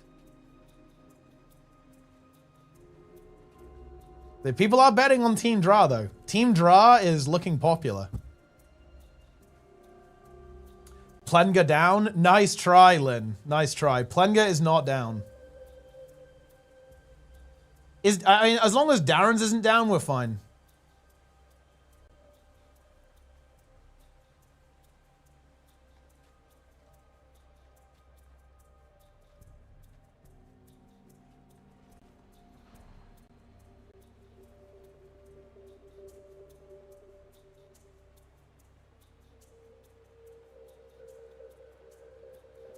Wait, what? Wait, he's down? Wait, he is down. Alright, well. He's down. The fuck?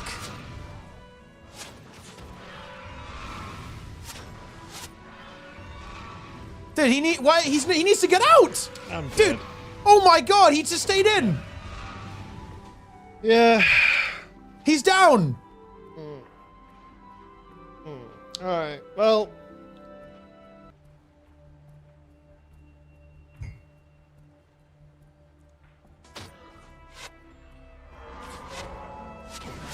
Legacy. Oh. This is a brutal death. Double Char Hunter. Yep. Oh. Yeah.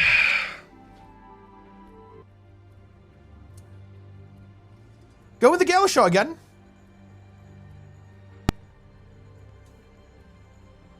Wait, did he just die?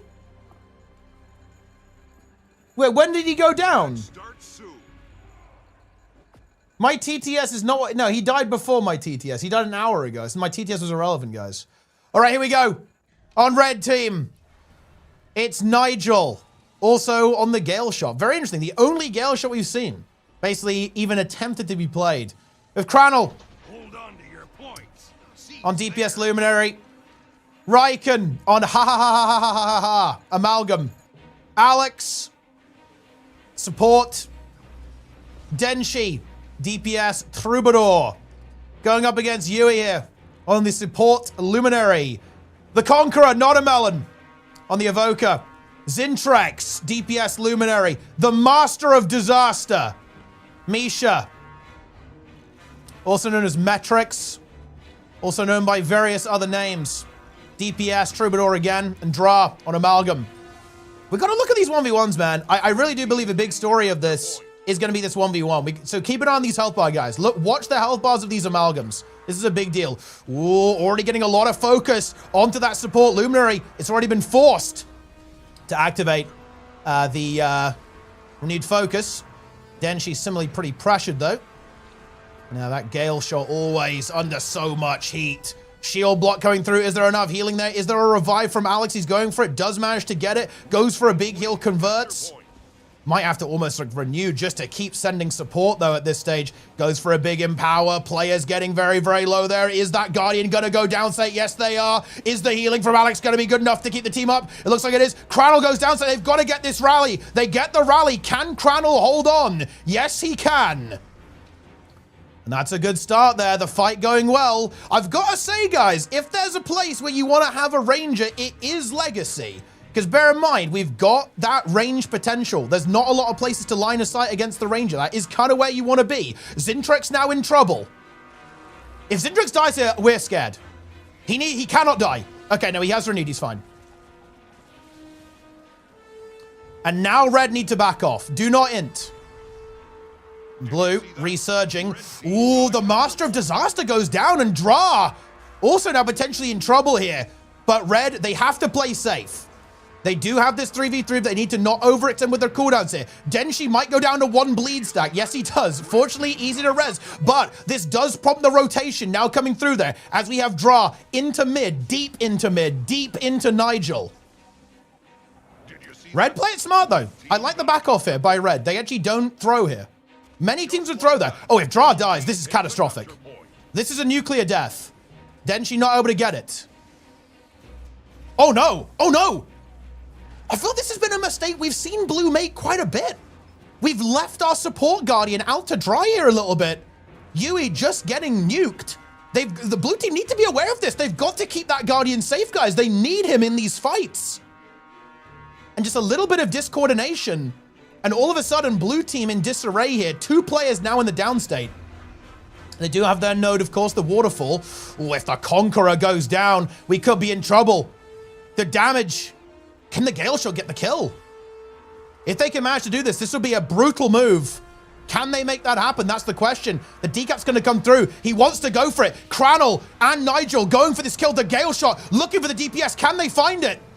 Oh, but they're actually pushing their luck here. They get the kill. The Signet might be forced here. It has been forced. Wait, no. Cancel. Oh, that's greedy. That could potentially get punished here. Is the res going to be enough? Oh, no. I think that was actually a little bit too greedy. It absolutely was. We do still have a Signet for Zintrex. Is it being used? Oh no, it got burned. Wait, what happened? Oh, we missed. Oh, I thought it was cancelled for greed, but it was actually just a miss. And now Dra in trouble as well. Misha and Zintrex in trouble. And Team Snowfall have activated. What is this? This could be a massive victory for Snowfall. They have not won a monthly AT, guys. And they are in a dominating position in finals. This is a very, very snowbally map, guys. Bear that in mind. This is a very snowbally map, yes? It's hard to recover. Red team need to not push their luck, though. Again, you can counter snowball. They're going to go for it big time. The NG potential, they're trying to intercept each other. Are you looking for that? Where's the rotation? This from Riken needs to respond. Is responding. And now we have another team fight kind of brewing here, bubbling. Do we have renewed focus on the support? Yes, we do. Cranel does not have his renewed. Ooh, and yeah, the Gale Shot gets taken out. Is it res? Yes, it is. Gale Shot res tries to leap away. Can get the heal skill, I think. Yep, good. Now looking to maybe turn around a little bit. Amalgam going for the chase, looking for the kill. Just like that, blue team takes a And blue, got to play this safe. They want that support. Can they find the support? The big healing and support. The peel is good from the blue team. And Cradle in trouble, but the massive heal is going to connect here at the same time. Focus block available, Stalwart stance as well. Who is going to go down say here? It's going to be the Gale Shot again, but is there going to be a counter kill? That's the big question here. There may well be. So very low. There's the counter kill. Can it get cleaved? Is there enough damage? They're so low. The health bars are not there. And blue are going to win the rally war, but they do have themselves a very sizable points advantage here, at least in this game. Okay, and blue, they're going to be feeling the heat right now. I like the stalling, though, from Denshi. As if he doesn't die here, this is quite tasty. Might have to pop this as a stall. Ooh, yeah. That looked funny. Misha just turned around and, like, walloped him. Very funny there. At least he is dead on the point that's going to force the cleave. And they've got this single node still attached. Oh, do they lose it? They do not. Gale Shot moving in. Support is going to be here, too. Now, blue are kind of in a similar position. They need to be careful not to overextend. Denshi is not here. Bear that in mind. Denshi is going to be back in a couple of seconds. And here we go. Cranel is under so much pressure. Does have his block and his stalwart stance. I do like Snowfall trying to break this up. I'm not sure if I feel good about their team fights. Well, I mean, team fights just feel, they're so scary, right? They're so volatile. They're so explosive. You have to be so careful. But we do now have the split. Denshi should be able to pick up that node. I don't think there will be a response in time to actually deny that. Now we have the 1v1 starting to kind of pop up again. Snowfall beginning the trolling, activating the Ranger. This makes sense to me. They want to just find these pick kills. They want to skirmish a little bit. That's what they want. Has to pop the Signet of Stone there. And there's the cap. And now if this fight goes well for Snowfall, they're in a very, very good position. If Conqueror dies, which he could, that is what Snowfall needs to find themselves that momentum in this game once again. And yeah, I think that Evoker is a little bit worried about that range pressure, and the Conqueror is in trouble, and the Conqueror goes down. There's no res here.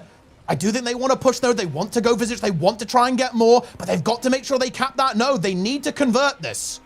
But actually, hold on. On the other side of the map, the team fight implodes for Team Dra as well. The Master of Disaster is down. Yui and the Conqueror, all four. I like how he caps the node in down, so that's a little bit of swag points there for the Conqueror, but his entire team is dead. Dra in the mix.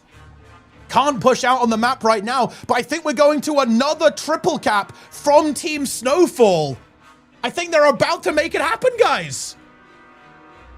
Snowfall so goated, I want to abuse the Lord by the looks of it. As they open the gate, Denshi smells the victory. He sniffs it. And this is just a don't troll. This is theoretically game over. This is no longer winnable. Unless Snowfall has a brain aneurysm, this is game over. All they have to do is troll this team fight, don't lose the map, and they win. This is not losable unless they throw in a truly catastrophic way. Which I don't want to tempt fate, guys. Like that, blue team takes a capture point. It is a little bit, not gonna lie, guys, bit sloppy that we didn't intercept Misha there. But they feel confident that, you know, so they can just play these two nodes. They didn't want to maybe risk it and play for 3.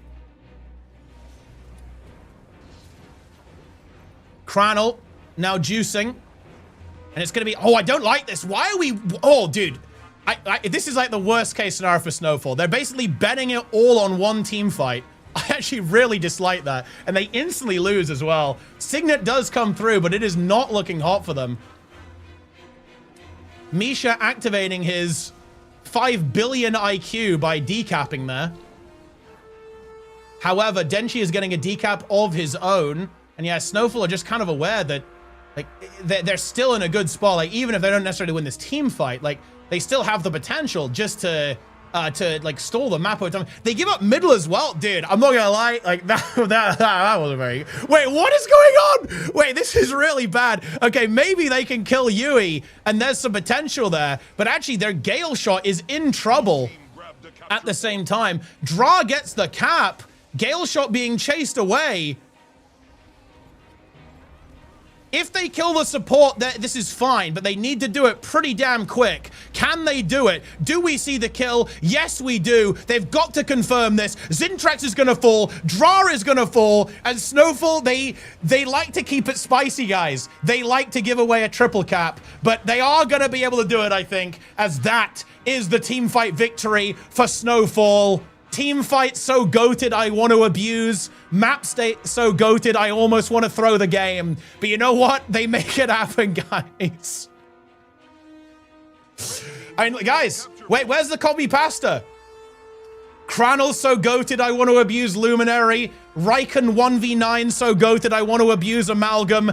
Alex so goated, I want to abuse Signet of Mercy. Denshi so goated, I want to die to Zintrax 1v1. But it doesn't matter at this stage. Team Snowfall, make it happen. GG has been called by the Conqueror.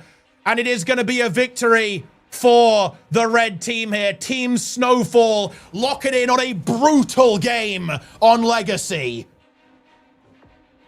Dude, Gale shot. Dude, I guess I owe Gale shot an apology. It looked like complete dog shit in the first game. But... But I don't know. Was it even good this game, guys? I'm not sure about that, to be honest. But it won, so I don't know what to tell you. Like that. That's it is what it is. It is what it is, guys. Yeah.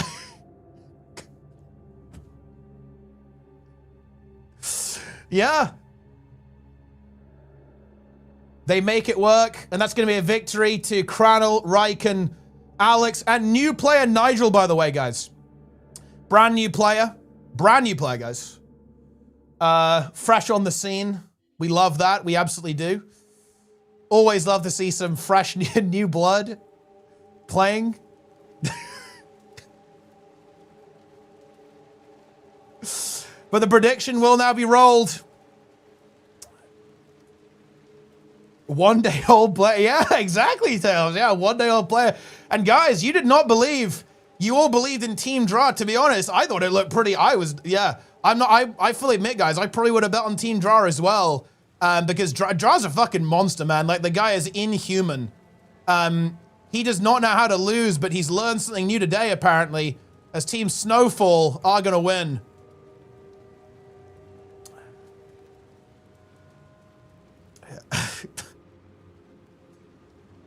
$900K, holy shit. That's a big win right there. Yeah, we have a ha. You can see here in the middle. Dude, holy shit, yeah, I forgot Shuriken won monthly, actually. Yeah, Shuriken. on the warrior. Can join the, I guess we can join the instance. Dude, honestly feels good to see Cranel win, actually. Cranel winning is pretty fucking hype, actually. Bro deserves it. One of the biggest grinders in the PvP scene. Same with Alex. Like, Alex and Cranel, that feels good. And Denchi. Feels very good to see Alex, Cranel, and Denchi win.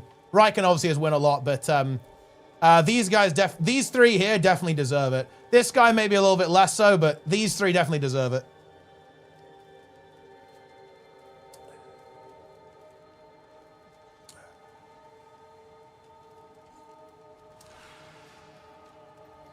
So there you have it.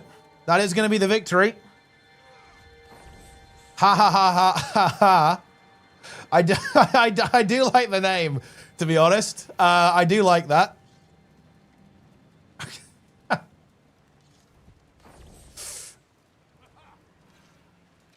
Getting that victory. Fly logged in. Member of Ultranum. Only love for you. Oh wait, Lisa. You know, dude, imagine if Ultranum came back. Just think of it, guys. Imagine if Ultranum comes back.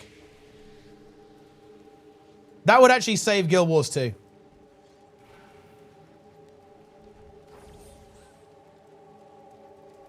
Yeah. Gornet's here. Dude, wait, hold on. I feel like it's just Floody, no? Am I wrong on this? If Floody came back, surely Ultranum is back, no? But I think I did speak to him actually relatively recently. He was in Twitch chat. I think he said he expressed like a great deal of hatred towards the game. So that is unlikely, I think.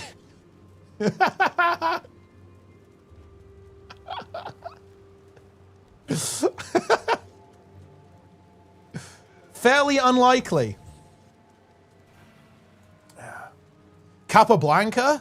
I think that guy's pretty chill though. I feel like he would come back. Like he would play. He'd like Conduit, no? Bro could play Power Conduit.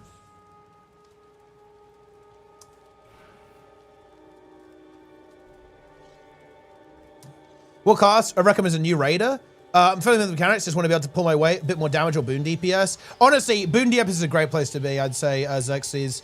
I think a really great place to play right now would be a power quickness ritualist. If you want to be like a high impact thing, you do a shit ton of DPS, loads of boons. You could also go for a luminary, a Lackery DPS luminary if you wanted to go for that. Will be super high impact. Super high impact.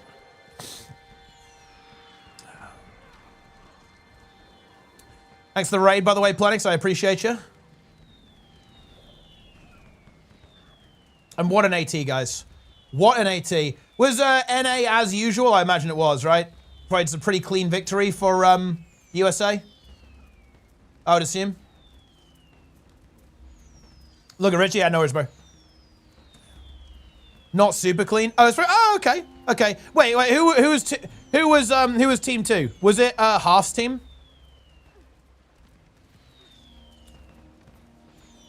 Is Moob still playing? That's what I want to know. My king.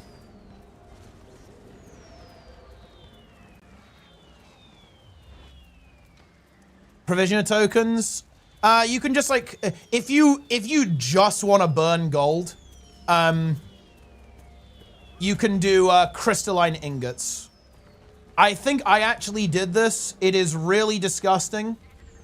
But I believe you can crunch crystalline ingots for tokens infinitely. I think.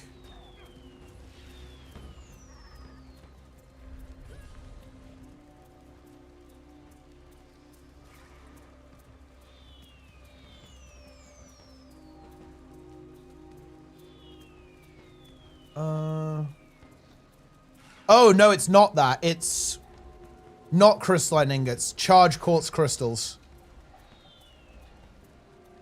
Oh, yeah. Oh, research notes, actually. Oh, shit. This is a new one. I actually didn't know about this one. That's crazy. That's actually pretty good.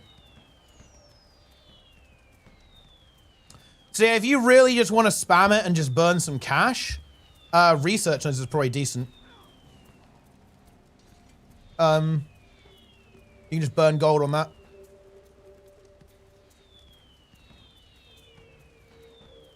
Charge quartz if you got them. And do raids with CMs. Raids with CMs is good as well. Show us your extensions? Wait, what extensions?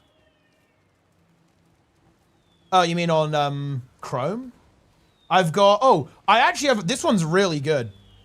Check this one out, guys. This is actually really useful as a streamer. I have an extension called Snaps, right? And what it does is it lets me like save a layout. So for example, I have my Twitch chat, my YouTube chat, and then a browser, and I want to have it set up like the same way every time, right? So Snaps allows you to save that and then open it all with one click. It's actually really good. But I don't really have anything else. Okay, Chrome extensions. I've got Better TTV, Dark Reader, and that's basically it. Those are the only ones I really kind of go for, to be honest.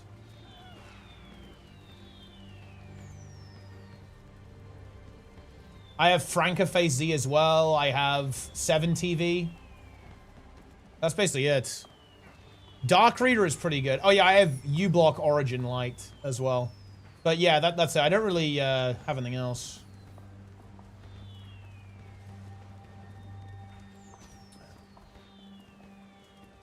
But yeah, there you go. I mean, what an AT, guys. Yeah, honestly, Legacy. I mean, I actually think that Snowfall played very well there, actually. But to be fair, I do think Legacy was one of the best maps for them for sure. That was a nice fucking map. It just allowed them to zerg, allowed them to get value out of their ranger, I think, a bit more than normally. And they just had the ability just to push, right? They just had the push power to make that happen. But I don't want to, to be clear, I don't, there's no discrediting to Snowfall, right? They played very well though. And I think that they would have done very well on other maps too.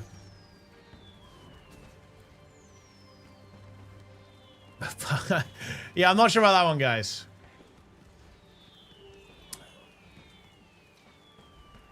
Raikön. 1v9, of course.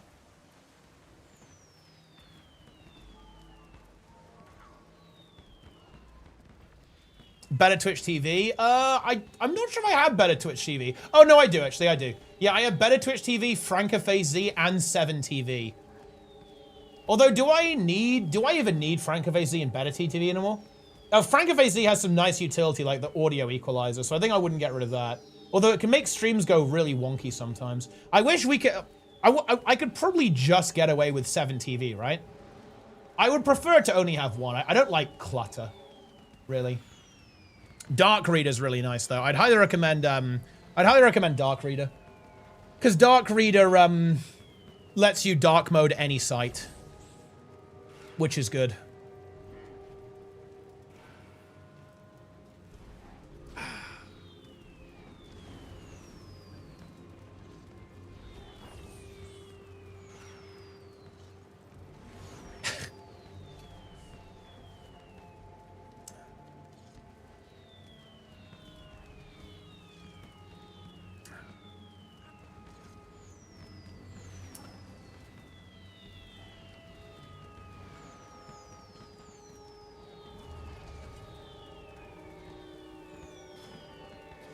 Well, I mean, there you go, I guess.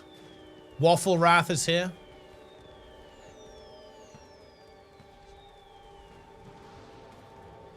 And that's the last monthly of the year, guys.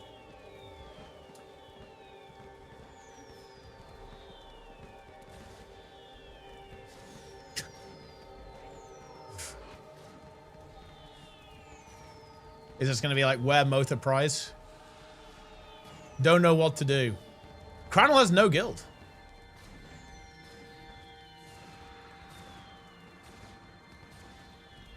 Gale shot so goated, I wanna abuse.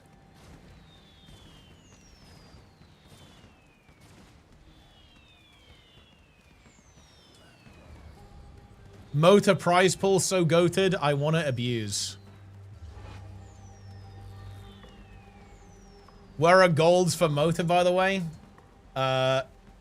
Good news on that front. You won't be waiting for much longer. Easy starter build for PvP ranked? I'd say Luminary. Luminary is very, very good right now. It does have a couple of buttons, but to us, they're all really good. So as long as you press a lot of buttons, you're good. So it's not too bad.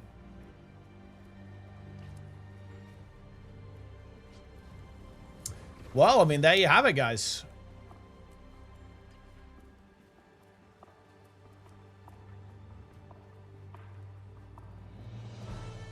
Speaking of the fun, the last one, so you can send it all out in a day. No. I was confirming a couple of things, and there was some pretty long administrative exchanges that needed to be done during that took a while to resolve. Warrior players. To be honest, there aren't really that many people who make YouTube videos about PvP. I think the best you're gonna get is Boyce, Draza play Warrior sometimes on stream. But they're actually, I'd look at streams rather than YouTubers. There aren't that many like high-level players who make YouTube content. You finally gonna get a gold? Oh, look, you guys know I'm good for it. You guys know I'm good for it, right? Of course, I'm not gonna scam you guys. Boyce is Ranger Man. Boyce is multi-class. He plays everything, but a lot of 1v1 builds, and he plays Warrior sometimes.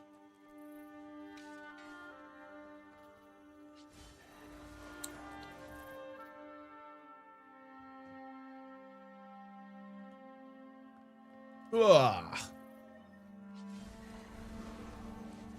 And yeah, definitely expect to see Boyce will definitely play Warrior when the balance patch comes through, for sure.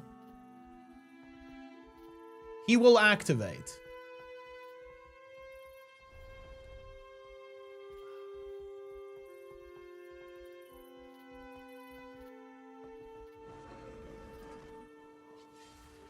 Ah. Oh yeah, yeah.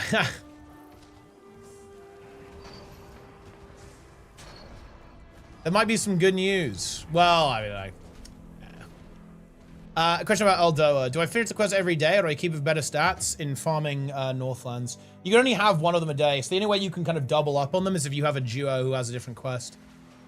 So realistically, you're just going to finish it until you get one of the ones that's good for farming, and then just grind that one. So for example, I would just do the dailies until Farmer Hamnet or Tate, pretty much. Like Footman Tate or Farmer Hamnet, and just grind those. To be honest, I'd recommend Footman Tate. Like Farmer Hamnet, that sounds like pure cancer, to be honest. But actually, to be fair, I bet you can probably kill all the other mobs as well, can't you? You probably don't have to just do it. So there's like some potential. But wait, is there like a map of where they all spawn actually in the discussion? Let's see if there is. Oh, there isn't like in Tate. Yeah, I'm sure you can like kill all the other mobs. I've been watching a bit. We just want to go back to Guilds 2. I'm thinking about some fresh account. Any cons that and then invite 2 expansions? No. Obviously you won't have all the stuff, but starting fresh can be fun.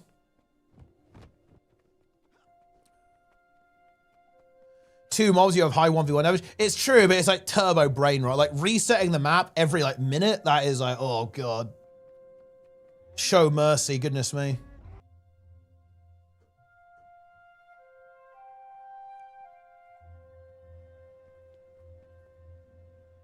Get me out.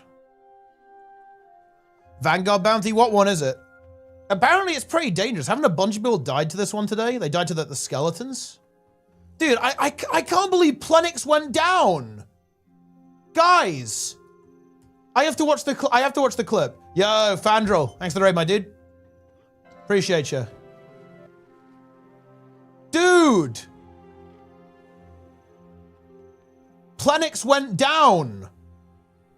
Fandrel, dude, look, I log on, I'm vanquishing hard mode. Oh, I'm vanquishing, log on to HC now. Now. Oh, look at me. Oh, I'm using my shouts. Oh, I'm a paragon. Oh, heroic refrain. Log in, hardcore, immediately. Dude, he just goes down. Look, dude, he commits. What is this? The shaman heals. Look at these two hunters. There was double hunter just cranking him. Dude, if he runs now, he's fine. But he just commits another brutal attack. Look at that, 64 HP. I'm dead. Yep. Yeah. How is this me? How is this me, Limboni? All right. Well.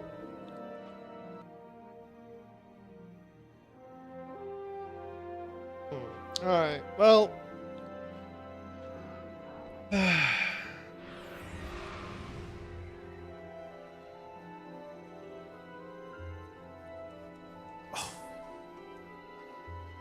Did you reach 20 hardcore? Yeah, I got 20.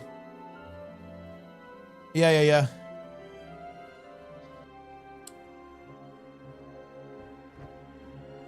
We're going to start playing the rest of the game pretty soon. Oh, dude, I think the ranked arc is coming. I think I'm gonna have to start playing ranked. It's gonna have to happen, guys.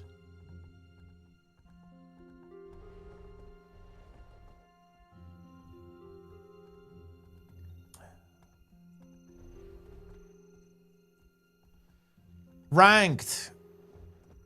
I love ranked.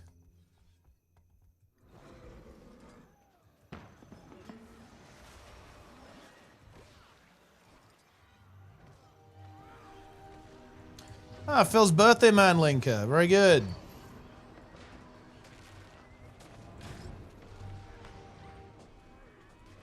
You get, well, you know, this is kind of like a weird combo, right? You get birthday and Christmas, but they're close together, right? So you have celebrations, but you don't have like the spread out celebration. So it's like, it's pros and cons. You get like double Christmas, double birthday, but maybe some people use that as an excuse to only give you one of them.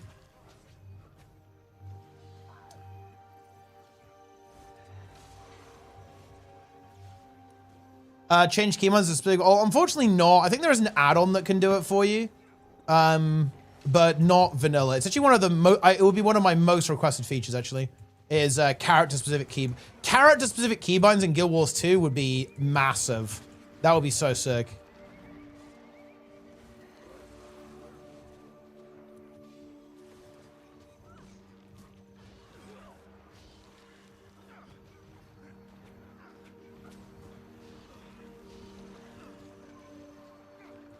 This is a crazy fight.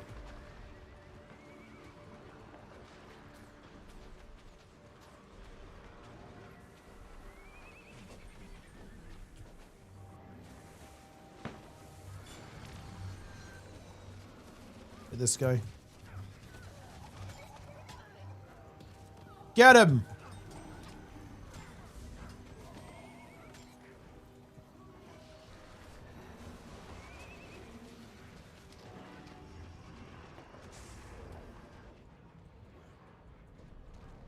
Do you want win trade? Dude. No. We do not win trade, guys.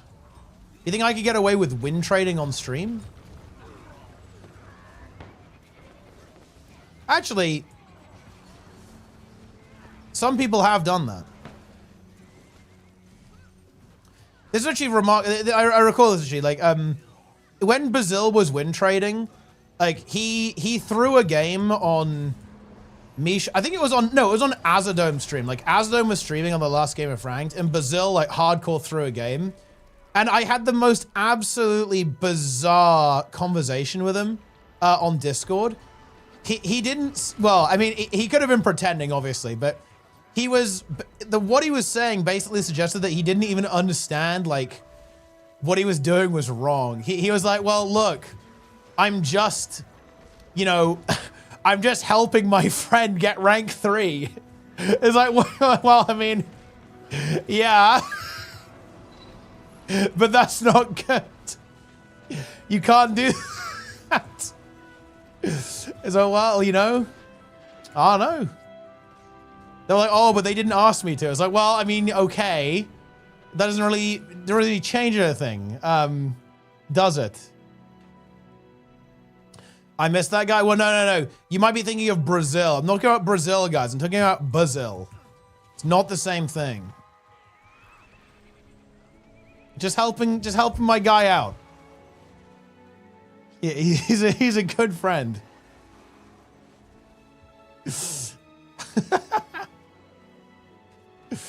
Oh man. Brazil is amazing. He is.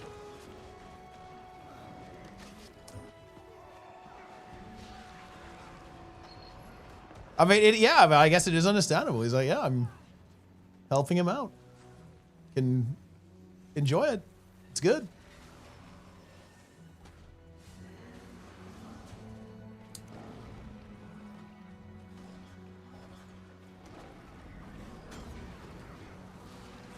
Wait, guys, also, who was French roster, by the way? Who's French roster? Who's Scythe? Is Scythe Zealoth or what?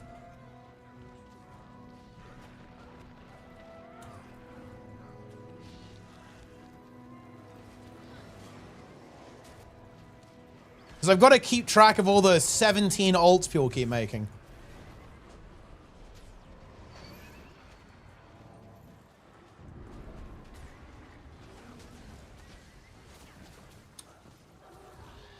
Hot take, I missed the snake. I don't think that's really a hot take.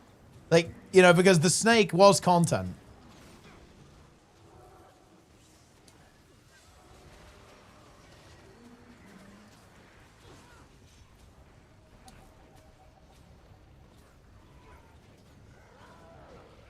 What do you think about Where Wins Me? I've heard good things about it. Like, Darren says it's good, and I trust Darren's.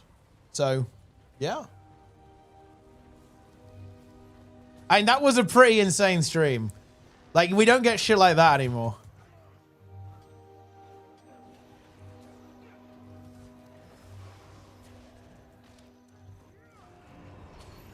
That was when the game was alive, okay? Like, now the game is dead. The game is dead without the snake.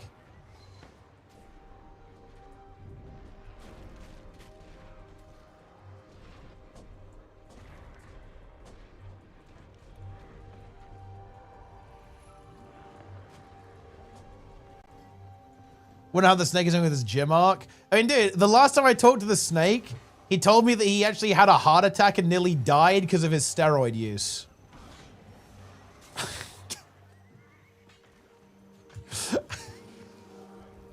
That was one of the last things, okay, that I heard from the snake. Guy is fucking crazy.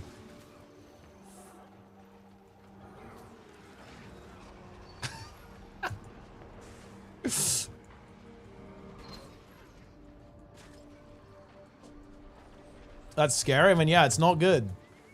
It's not a good time.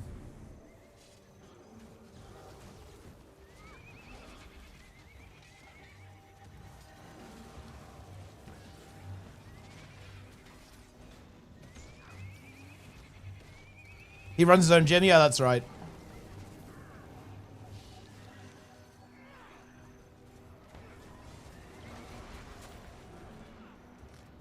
That is correct.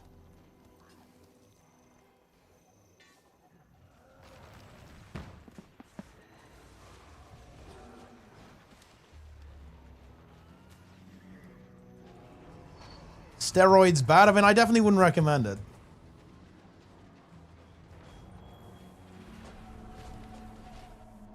I will auto-attack you. I will auto-attack you in Ritualist Shroud. How does it feel? Get me out of here. Ow. I've escaped.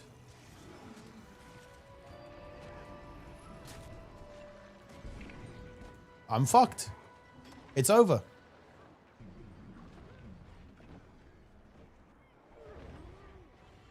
It's not looking good.